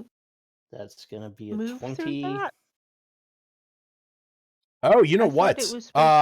You know what? Yeah. Actually, no, that's a good call. That would have been. I was just wondering. That would have been 25 like, feet, which means you would not have been able to move that far. Because even with your 40 feet, the farthest you could move is 10 feet. Because everything here is double difficult terrain. Oh, I assumed it was a monk thing. No. Well, let me double check. I don't know why Stacey called it out. I know. No, The only thing that he gets is that he gets extra movement with unarmored movement. Then if he can only move 10 feet, can you just move diagonally those two spaces? He could move there. He would just have to make a dexterity save to not be restrained. Yeah, I wasn't gonna move through that mess, but I guess I have to. Do I have to make 2 or just? No, you just need to make 1. With their dead bodies could restrain us? It is not their dead bodies. In fact, it is something else. That was an 11, but then it rolled over to a 4. So fuck you. Ooh. So you get to hear as soon as you step into this space. You put your foot down and you're trying to like get through all this thick weeds and fungus, and as soon as you put your foot down, you feel this burning sensation as you are stuck in place, taking 6 points of necrotic damage. Oh, that's some bullshit. Thanks, Stacy. Thanks, Andrew. You didn't have to take her. You could have just stayed. I'm practicing. You know what? Whatever. You do you, bud. We will say that Agrith is going to run up. Actually, no, he is going to cut. He is going to cut it towards bindings, and that is enough to uncut you. So you are no longer restrained. Snuck up on that vine. All right, let's see what terrible thing she's about to do. All right. Yeah. Apparently, it's not get clubbed to death by me. Yeah. So. Fucking cast mass revivify. All on you. I need to make a big circle. So that's going to be Osprey, Tor, and Agrith. Well, nice knowing you guys. I need... I need to change this on here. There we go. Yeah, I need you all to make wisdom saves. Oh, okay. Come on, be wise. That's one of my good ones. Well, 16. That is my best one, except I had a 1. All right. So Tor got an 8, or no, Tor got a 16. 16. Okay. I got a roll for Agrith. Where the fuck do you get 8 from? I was looking at your dex save. All right. So you see this creature. She thrusts out her hands. You see a cloud of spores burst away from her in this giant sphere, and it begins to linger as you guys stand there. Tor, you're standing right beside both Osprey and Agrith as you're covering your mouth. You're already been poisoned, and you cover your mouth quickly in reaction, but you see that Osprey breathes this in as well as Agrith, as the two of you, as you breathe this in, Osprey, your mind gets filled with these images in your head of this creature, and you have this burning desire to do as she says. So, you are currently charmed by her.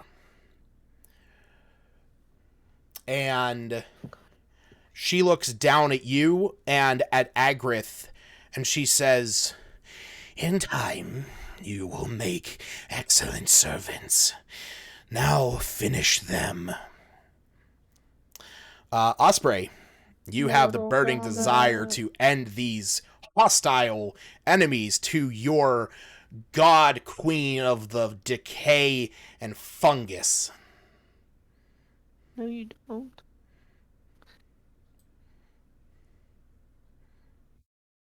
Who do you want me to hit? It is up to you, but No. No. Who do you want me to hit? I'm under my control. You know what? tell me I to will hit. roll. I will roll. So you see before you.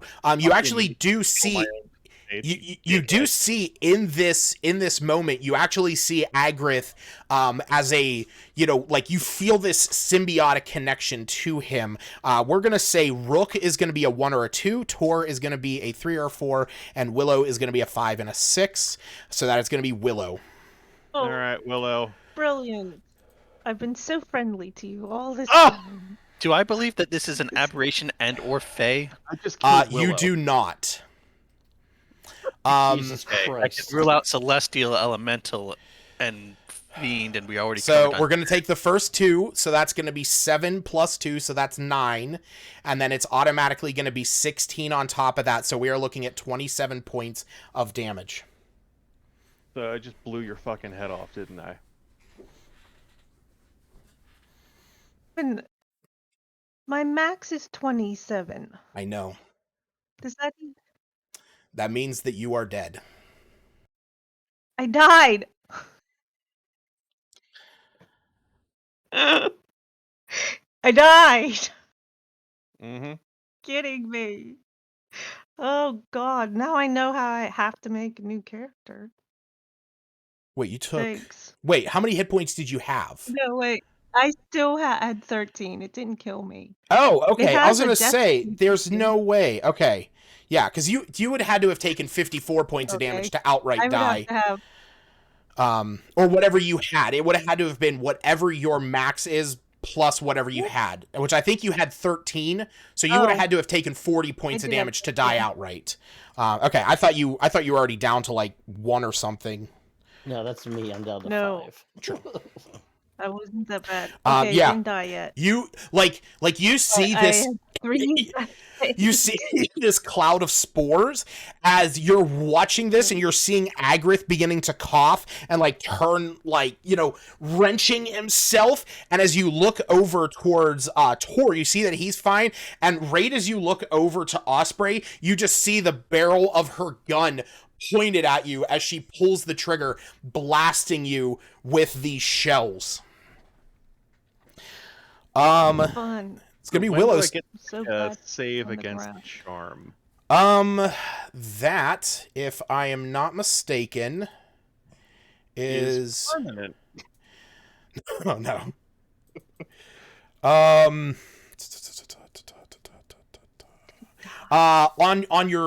your next turn, but it's at the end of your turn. Just curious. So it would be at the end of If that turn, right? Yeah. Just now. Yeah, I guess it would be. Yeah, wisdom save. Yeah, so you take this shot, and the moment you hear your shotgun ring out, you have this thought in your head like you were shooting at an enemy and you're gonna save the day, and that's when you see that you just blasted Willow in the chest. She's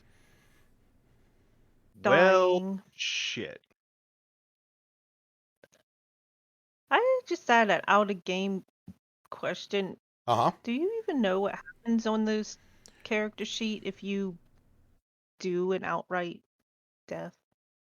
Like if they take away if somebody just outright dies, like if you take your total would the maximum. character sheet tell you that you did? I believe it doesn't. I think it just takes you down to where you were, because I don't think that it can process that. Yeah, because like even going into a character right now and just applying damage when he's down, the most that you can do is that it just drops you to 0, and then you start making saves. But once you click 3 failures on your death saves, it does give you the option to restore full HP or restore 1 HP. But your name, and I'll just show you here. When you do that, your name then shows up saying dead. So that is a thing. They die. But yes, it is your turn. So what I need you to do is make sure that you switch over to give me that death save to the DM. And it's going to be secret. Yes, I already turned off your, anytime someone goes down, I'm just going to immediately turn off your log entries. And remember, it's, anything above a 10 is a success, so mark that off accordingly. And we will move on to Rook. Rook, you see Agrith is beginning to violently contort and twist, and you just watched Osprey put her shotgun right in front of your face and pull the trigger against Willow. Let's. I'm still gonna shoot that big thing there. Okay. Branding smite again. Okie dokie.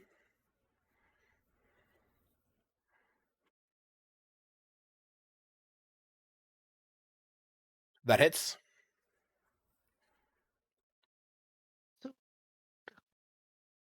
Because I'm dying.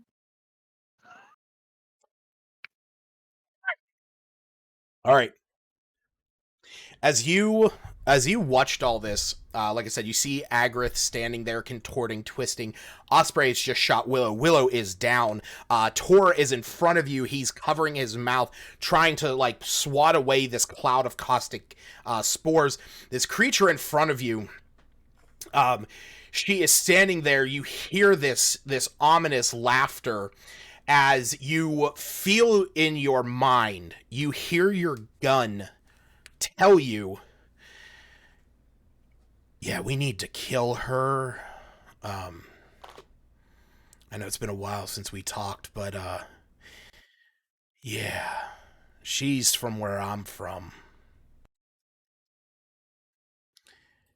And you pull back the hammer, imbuing it with this radiant energy. You pull the trigger, you shoot this blast of radiant damage out at her, just obliterating her. As you do, the cloud of spores that is surrounding her falls to the ground as you see the fungus around your feet begin to dissipate and retract back into there. As this happens,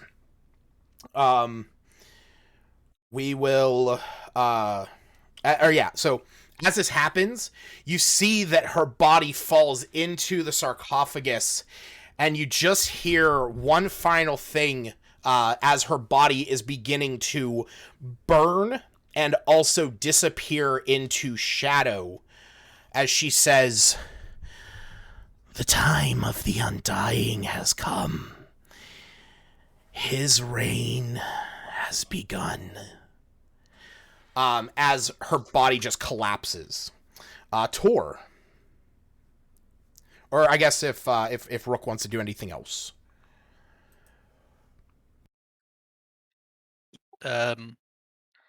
Is the terrain movable again? The terrain is movable again, yes. All right. He's going to just move out of to clear the way for Osprey then. Okay. Tor, it is your turn. Again, we're just assuming that Osprey and Agrath have both stopped. Yes, they have. I'm good. Like I was is the more crueler thing of killing someone and then suddenly having the realization of what I've just done, like, oh. Oh. Oops. Can you use Is the the Raven medicine check Queen to gonna be stabilize, happy with or that? no? You can make a medicine check to try and stabilize someone. Funny enough, it doesn't happen very rarely, but basically the way that you are doing this is you are making a death save for Willow. So if you succeed, she's stabilized. If you fail, you give her a failure. I love how you rolled that before he finished explaining that. Yeah, because it's basically like, for the most part, if you're an untrained professional going up trying to resuscitate someone, and you're like, I'm gonna save them, and it's like you're breaking their ribs. Hey, that thing probably would have been dead, and she wouldn't have got shot if she hadn't mentioned the terrain. So true. You are now you no longer have to make death saves now, Willow. So we will say that combat is over. If anybody would like to heal her, because I have to go to the bathroom really bad. So somebody wants to heal her, and then we will address what happens next. I don't have heal potions left. I still have spells. I don't, and none of mine heal anything anyway. There you go. You get 7 hit points. Also, I was trying to remove a torch from my inventory, and I ended up deleting 9 torches from my inventory. So now I have no torches in my inventory. That's not great. I clicked, 2, and then I clicked, because I didn't remove one earlier, and then I clicked remove, and they all went. I'll figure out how to get them back. Yeah, this place is pretty well lit overall.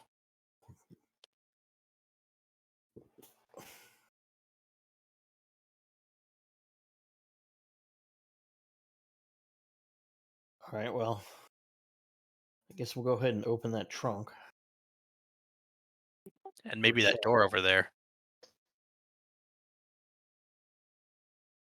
Not another door.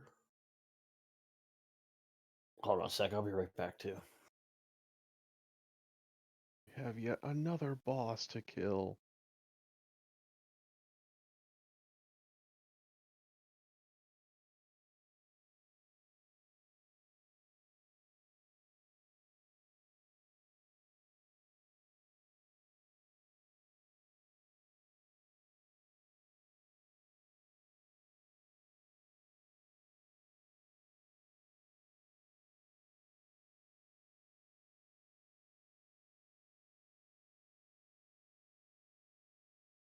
Ugh.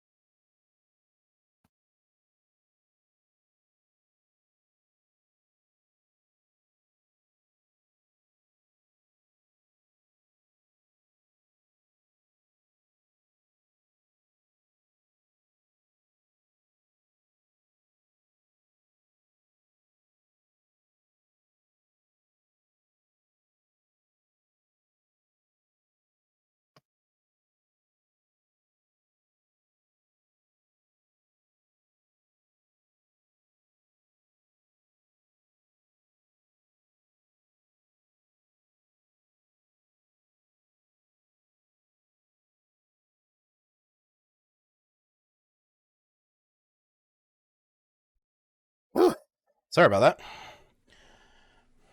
That was a race against the clock there. Uh-oh. Right, I'm back. I was sitting there, like, about halfway through combat. I was like, I gotta pee. And, like, right as Zugmoy came up, I was like, oh my god, I have to pee.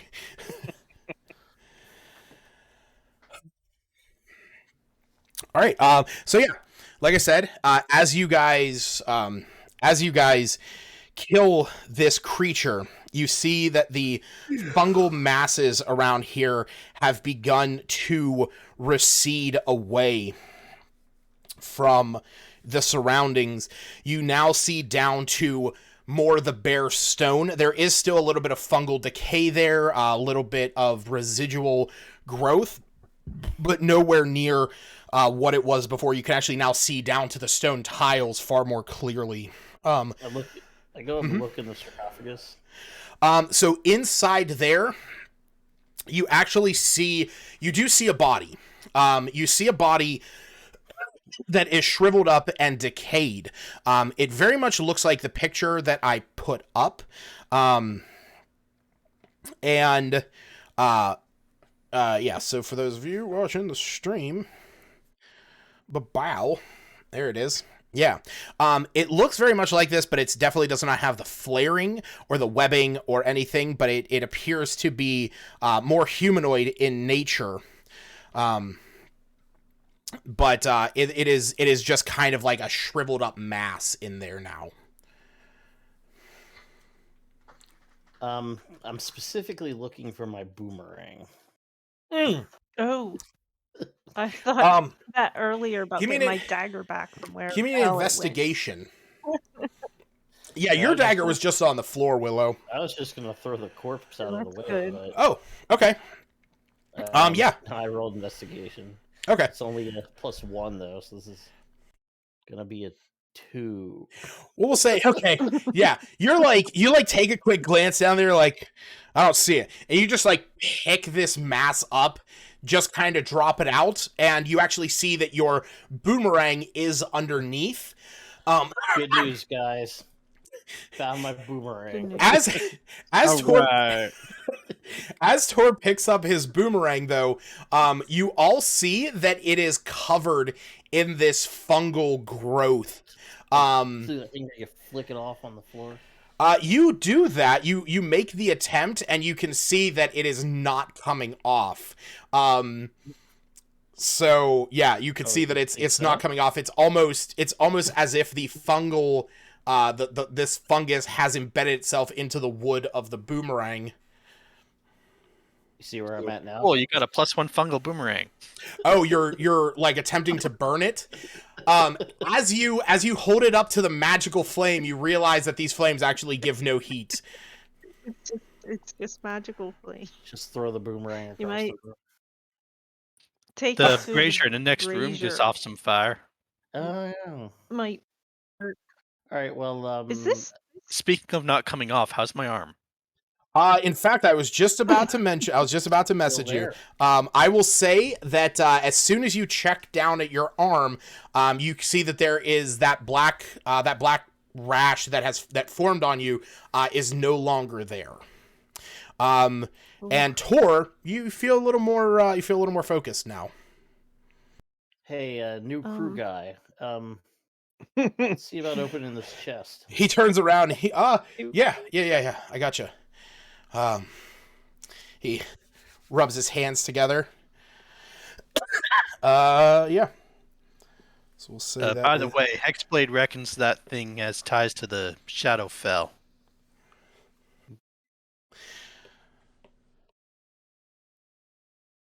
I know not what those things mean. My gun says the thing we just killed is from the plane of darkness. Of course it is. So Well, you the see, gun said that. so you see Agrith. He goes up to this chest as Rook is saying this, and he opens it up. And Tor, from where you're standing, you can see that inside of there is a number of items. And Agrith kind of like peeks his head up, And he goes, "Oh, these are the treasures." And I have a listing of items that will be available, as well as a scroll. So give me 1 second, because it's just going to be far easier for me to put this in the chat.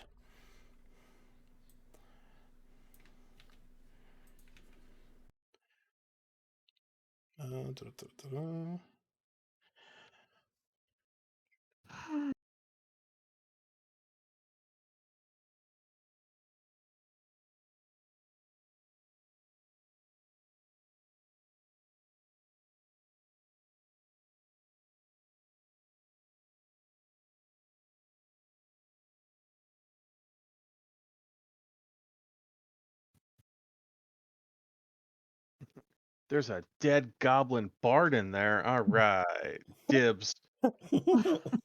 This is where I has been the entire time. Darn it, he got dibs. Or darn it, she got dibs. People. All right, Gender and I fluidity think I around- have.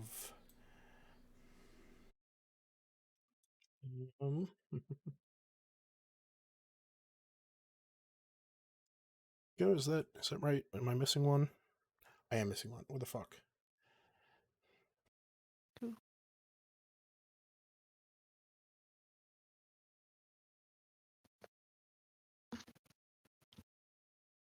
Oh, here we go.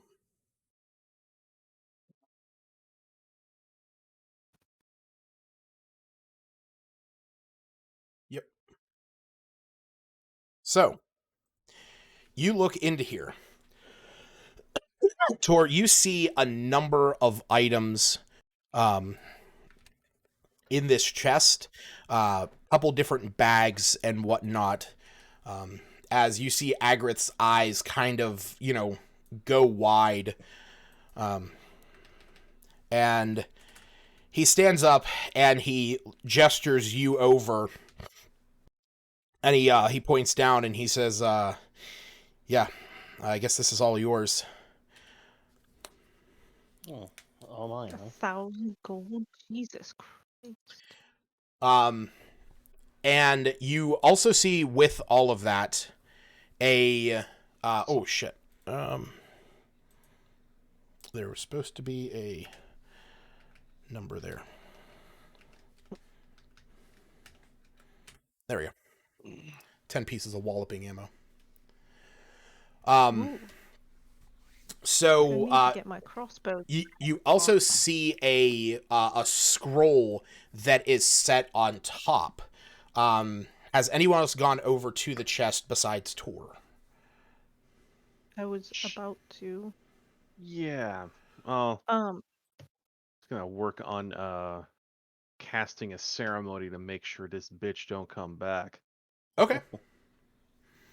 Yeah, so I want to pick up my dagger, wherever the hell it is. yeah, it was just it was actually right next to where Rook is standing. Well, I grabbed it. Yeah, I'll wander on over with her then. So we'll be, I guess, a turn after this. Oh yeah, like I said, it's there's no initiative. You guys have free action to do what you want. But yeah, so like I said, on top of all of this treasure inside the chest here, you see that there is a scroll that has an odd symbol on the top of it.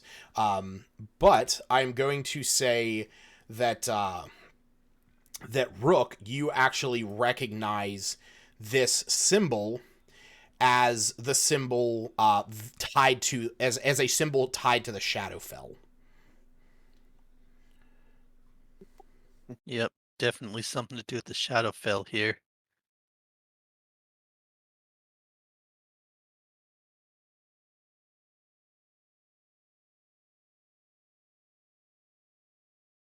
But you don't know what the symbol means?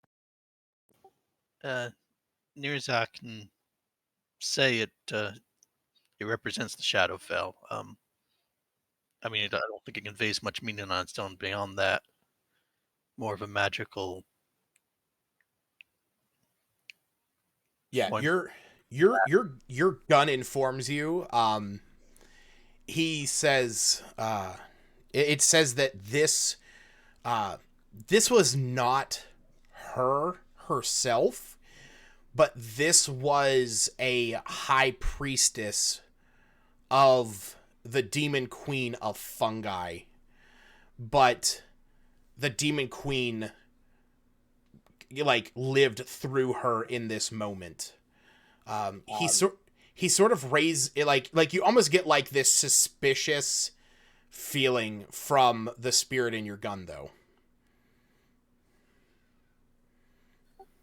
Seems like what we just fought was a high priestess of the demon queen of fungi, acting as an avatar for the demon queen herself toward the end there. This is how you this is the name of the demon queen. I've just been pronouncing it Zuggit-Moy. Zuggit-Moy, demon queen of fungi. Huh. Your gun knows an awful lot about the Shadowfell. It's made out of the substance of the Shadowfell, actually. So, tied to the Hexblade, a powerful spirit dwelling there. In fact, though, Willow doesn't know what to make of fucking guns. You get this strange feeling, though, from the spirit that something that she said before she died is kind of leaving your gun with a feeling of unease. And actually, Tor, if you would not mind giving me a quick history check there. Sure. Let me get back to my character sheet. Not my strong point.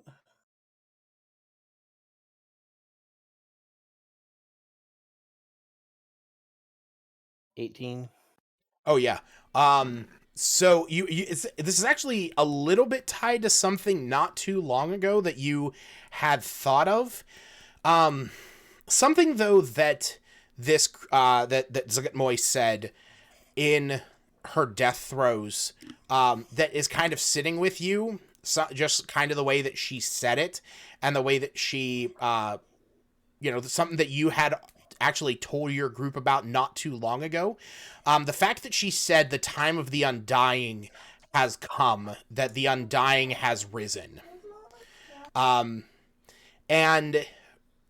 in this moment of hearing Rook talking about how this, creature came from this dark place, it takes you back to that story that you were actually telling your new companions about just the other day, of an old pirate folklore of a pirate known as Zagru, Zagru the Undying.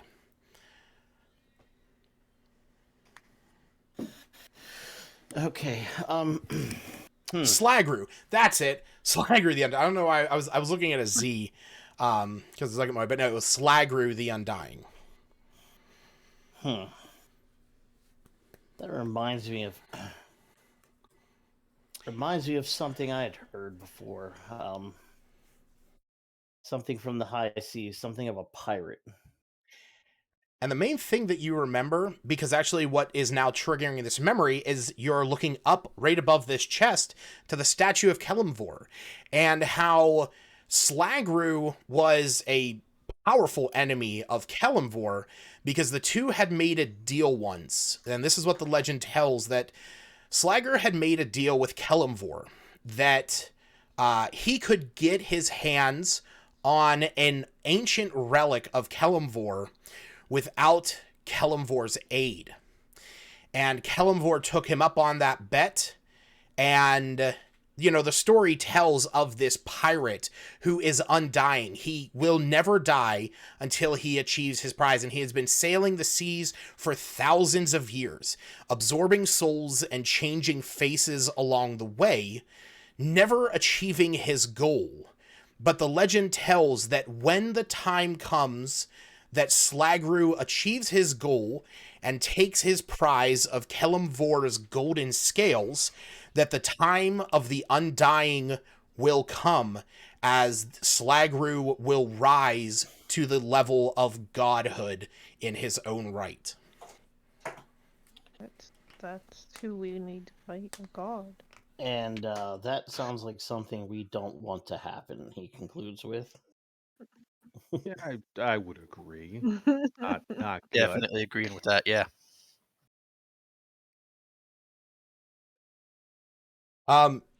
As you are telling the group this, you just kind of see Agrith, like, standing over here by the door with his dagger, like, tracing out a line, and he goes, hey, I think I found a door over here, but I can't find a mechanism to open it yet.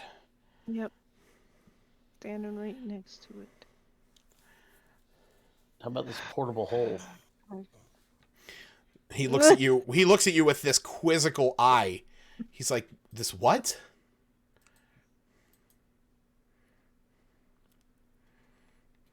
That's really how we're getting it out. A portable hole, and not search for an created trigger.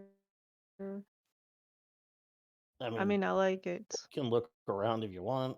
No one's stopping you. If you want to, Willow, go ahead and roll me an investigation check. Investigation. I'm gonna look around for a trigger. But I like the portable. Oh no, I can't see anything. There's Nope. too many spores in my eyeballs. There are. Christ. That's a great excuse considering all the spores are gone. Well, my eyes coughing up blink. buckshot. Yeah, I don't know. True. I do only have 7 HP. I can't be bothered. I only looked. I glanced around and was like, nope. Rook, you are able to see that while it is very minute, the statue of Kelemvor, you glance around the door as you're sort of like tracing along the wall.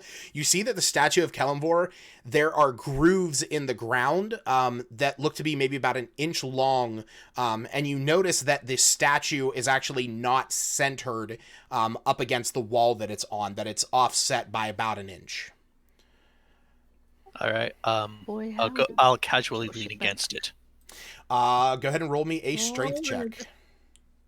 I want to throw what he said. He said casually lean against it. Yeah. You casually lean against it. Nothing happens. Do you need help? You don't feel it move though. Yep. All right. I'll take a closer look then and see if there's some mechanism stopping it from moving. Not that you can see. Probably the weight of it. Yeah, let's try to move the statue a bit. Looks like it's got some give here. We'll give it a go. The Tor goes up. I'm just waiting for Tor to roll 1. Oh. Yeah, you go up to this, like, you try and put your shoulder into it, but your mind is like, you think to yourself, well, if I just pretend that I can't push this thing, we can use this hole. It's more like must be the poison still in me. Yeah. Because you said ability rolls are done with a disadvantage, right? Abilities are done with disadvantage, yes. That would have been with disadvantage, because even though you are not poisoned, you're still exhausted. Oh, so poison's done? Poison is done, yes. I was already exhausted. Am I double exhausted? No. I mean, you're not level 2 exhausted. That would suck, because that means your speed's halved. All right, everyone on 3 here. Be the same pace as everyone else. All right. Everyone who is helping Look, I'm right there. Yep. Yay. So we'll say See a way out. everyone gives this a shot. Everyone go ahead and roll a strength check. Yeah, it ain't much better. Oh, fucking Agrith putting his back into it with a 19. As well as Osprey's over there singing or chanting to the Raven Queen. It's like keep this bitch from coming back. I want to add my throw hands to it. Extra hands. Well, we will say with everyone there pushing it, you are able to shift this statue over by an inch. It's like, and as you do, you're pushed on the wrong side from everyone else. Yeah. As you do, the door clicks open and gently swings open. And you see, as you look up there, Rook, a flight of stairs that ascends up to what appears to be almost like a ring of light. This could be a way out. Mm-hmm. Let's damn well hope so. Do you always use the portable hole on the front door? Do you make your way up the stairs? Wait for Osprey first. Okay, so yeah, we'll say that with that, an hour will go by, as that is how long ceremony takes to cast. Yeah. Does that make it a short rest though? We will say, yeah, I'll say that for the rest of you, you can get the effects of a long or a short rest if you aren't doing anything else at this time. So yeah, you can pop up a short rest there. What all did I give you? +1 mace, gloves of swimming and climbing, portable hole, moon touch longsword, 10 pieces of walloping ammo, oil slipperiness, tankard of sobriety, rope of climbing, and 1,000 gold. Yeah, that's right. Are those last 3 items like joke items? What? Oil of slipperiness? Oil of slipperiness, tank of sobriety, rope of climbing. No, those are legitimate things. Rope of climbing, Yeah, the rope lets you climb things easily. Tankard of sobriety and rope of climbing. Here we go. So tankard of sobriety, it has a stern face sculpted on one side. You can drink ale, wine, or any other non-magical alcoholic beverage poured into it without becoming inebriated. It has sounds boring. It has no effect on magical liquids or harmful substances such as poison, but it could be used if you are trying to win a bet in a drinking competition. Rope of climbing is a 60-foot long length of silk rope weighing 3 pounds and can hold up to 3,000 pounds. If you hold one end of the rope, you can use an action to speak a command word, and the rope animates. As a bonus action, you can command the other end to move towards a destination of your choice.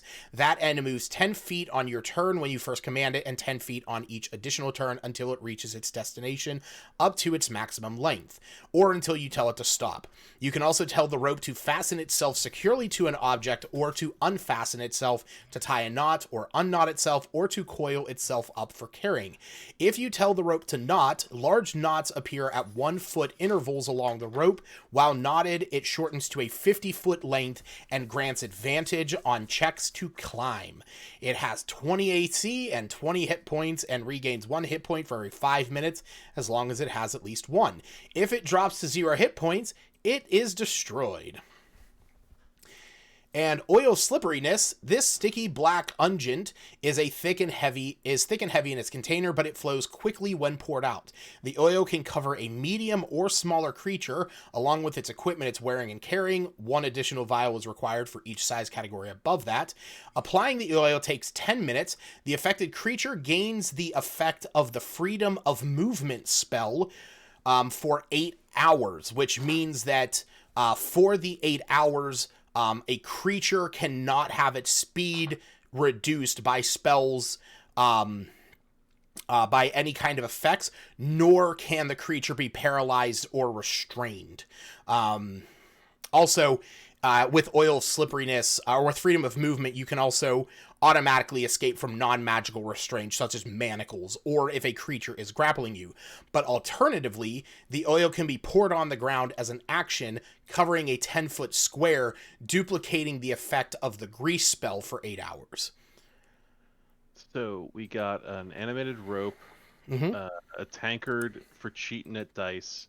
Yep. And a industrial-sized bottle of Astroglide. Yeah. Cool. So who uses maces in our party? I do not. Melee. So I mean, that's probably technically anyone could except for Willow.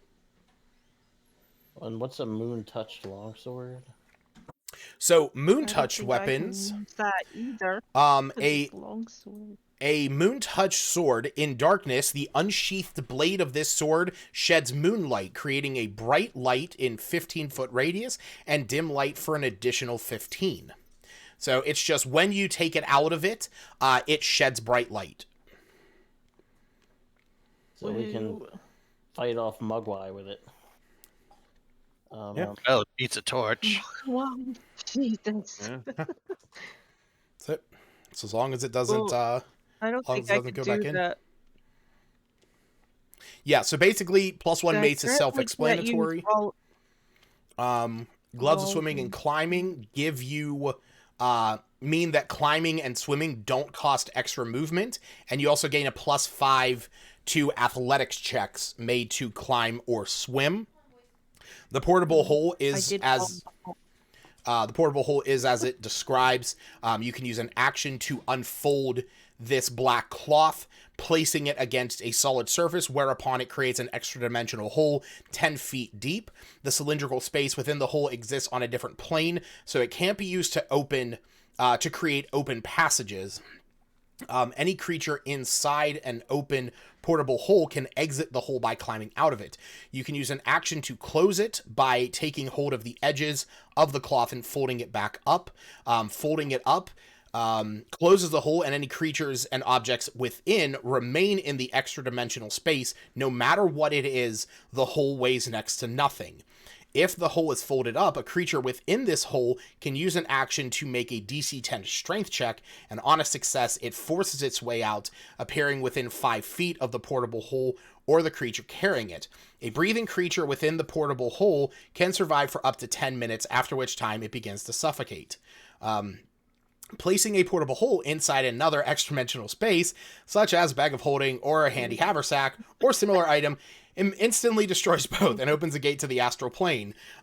Any creatures within 10 feet are instantly sucked through, deposited to a random location on the astral plane. It then closes, never to be reoppened. Well, if we ever need to get out of somewhere real quick, we got a way to do it. Yeah, so I'm being on the astral plane. Yeah, so hey, Lucas, fuck you. So essentially, you guys have this thing that you can put on a solid surface that is 10 feet deep and that is 6 foot in diameter. So it does fit neatly. A lot smaller. It does fit neatly in a 5x5 grid. But the main thing about this is there is another thing that can open up passages between places. This one creates a whole new plane, so it can't be used to go through walls. Moon touched is what it is, as I already explained. The walloping ammo, that one is that a creature hit by this must succeed a DC 10 strength saving throw or be knocked prone. And then we already explained the rest. And then 10,000 gold is simply, or 1,000 gold is simply 10,000. Nope. Totally. Nope. 10,000. That's 10,000 gold. We got him. We got him, guys. You open up the portable hole and you find 9 more chests, all filled with gold. No, what I was gonna say is 1,000 gold is simply 10,000 silver or 100,000 copper. Lots of money. We're just gonna retire. Yeah. Oh man. Kingdoms have been founded on less. So yeah, I think because it is 12:30, we don't want to go, into the 1 a.m.s again today. I think that's where we're gonna call it, as you guys are able to get a short rest. But The how are we ceremony. Confront the mayor. I guess that's something you'll have to figure out next You time. motherfucking. I want to load that. Is the walloping ammo? It's just any ammunition, or is it a specific type? It's ammo. So there is a different, you or Rook could use it because it is ammo. It's not arrows or darts or bolts or pebbles. It is ammo. So it could be whether that is shotgun or revolver. I'm not differentiating between them because both of your guns take ammunition firearms, which is what it is. Okay. How come when you look at items on the add items, they don't have prices? Because magic items don't actually have prices. That is a very big thing with 5th edition, is that magic items do not actually have prices, because the way that they designed this version, like this edition of the game, is that magic items should be like priceless pieces of art. That like, oh, they're locked away in someone's basement, and like you're a bunch of robbers going into their basement and stealing their precious art. So stuff like Eyes of the Eagle, which is a crystal lens that fits over your eye, giving you advantage on perception checks, like that's not something that you're just going to go to the store and buy in most cases. But because this is a game, you can most definitely go to some magical stores and just buy those items, because hey, there's places you can just go and buy really expensive shit in real life, but they just cost a lot of money. But there are formulas. Definitely none of those items are what I was looking for my character. Oh, I'm sorry to hear that. But there will be a period of time where you could, trade up. You going to bed? All right, good night.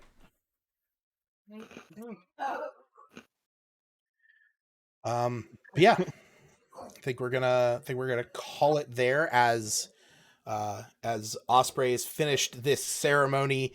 I can only imagine her just spitting on the corpse of this creature.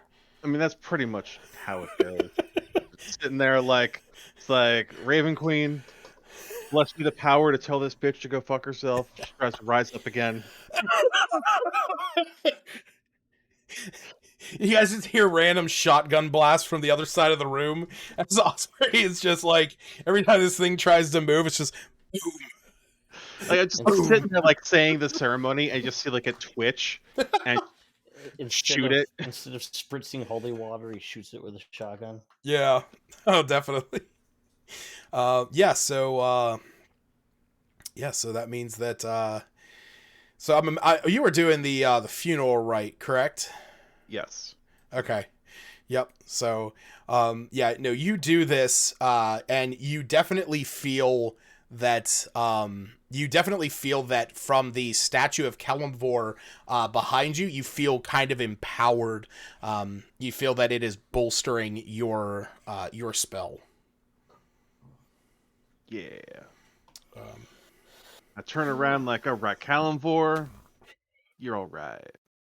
Yeah, the statue just keep the dead dead. I know nothing about your religion, what your followers do, or anything about your practices, but you know what? You're cool. Yeah. Also, just so it is noted here, so I'm not taking a fungal covered boomerang out into the world. I'm gonna, I guess, drop it into the brazier. Oh, okay. I Okay. don't need a fungus covered boomerang.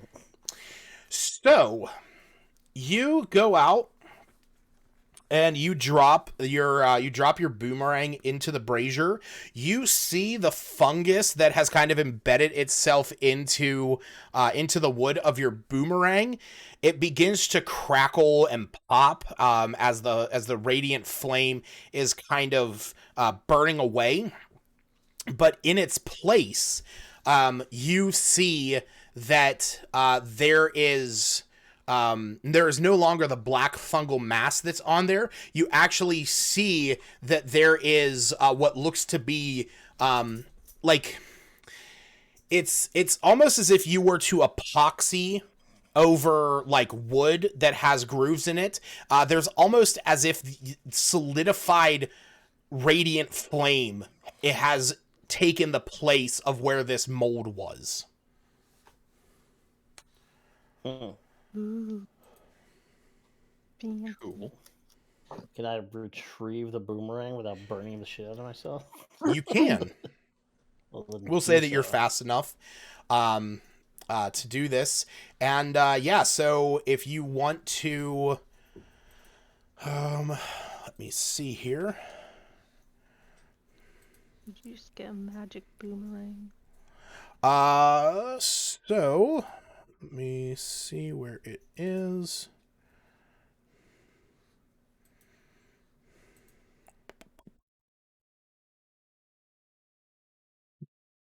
Yeah, so if you want to add a Corpse Slayer boomerang to your inventory to replace your boomerang, you may do so.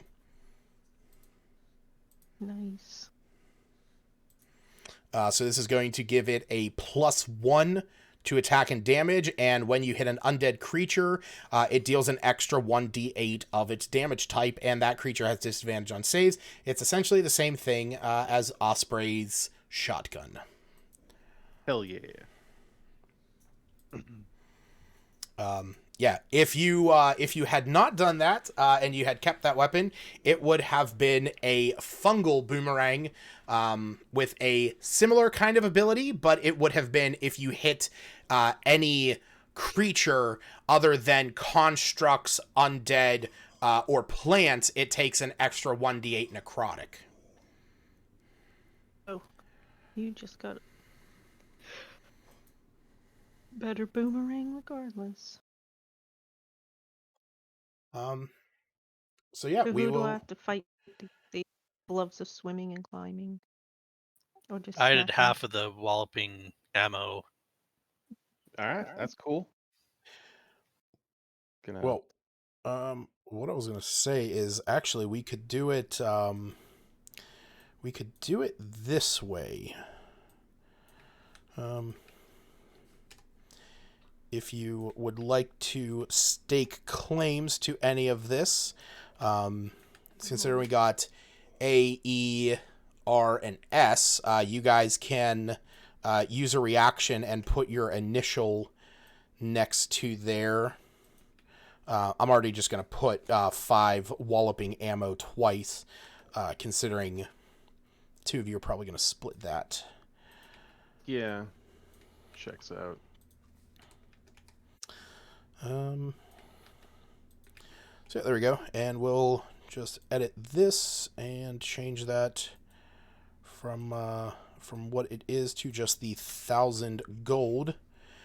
So yeah, like I said, if you want to, if you go to add reaction and go to other reactions, you can just type in a letter and you'll see that one pop up, and just go ahead and put that in there. I could also just do a thing, and I just thought of that too.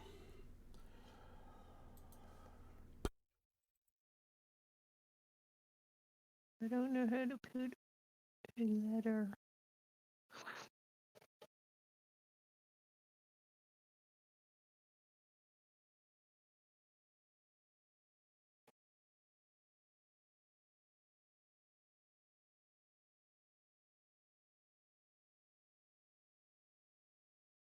Actually, I wouldn't have to do that at all. I just have to go. I guess I can't do that. Because I'm not a mod of this server. Haha. I was gonna do what I did over in my other one, where I made custom reactions. Hold on. I'm changing this because I think I have. This is just for May, really. Oh, I don't know can't how to use make- this I can't find emoji. the I can't letters. do it. Oh, Which that one? sucks. I was gonna use the one you made of Beckett's face, Oh. Yeah. but Oh, yeah, apparently see- because I don't have a nitro Well, acted, I can't use. So here's the thing. If you would momentarily make me a mod, I could add that one to here for you, and then you can just take that away because I don't need to be a mod of another server. But if you want me to add it, I can because I still have the file. Straight up, not gonna lie, I have no idea how I did that. I did that once for Eric. Oh, what, to make me a mod? Yeah, I legit don't remember how to fucking do it. You would right click me, or actually wait, no. You know what? Hold on. I'm gonna stop the stream.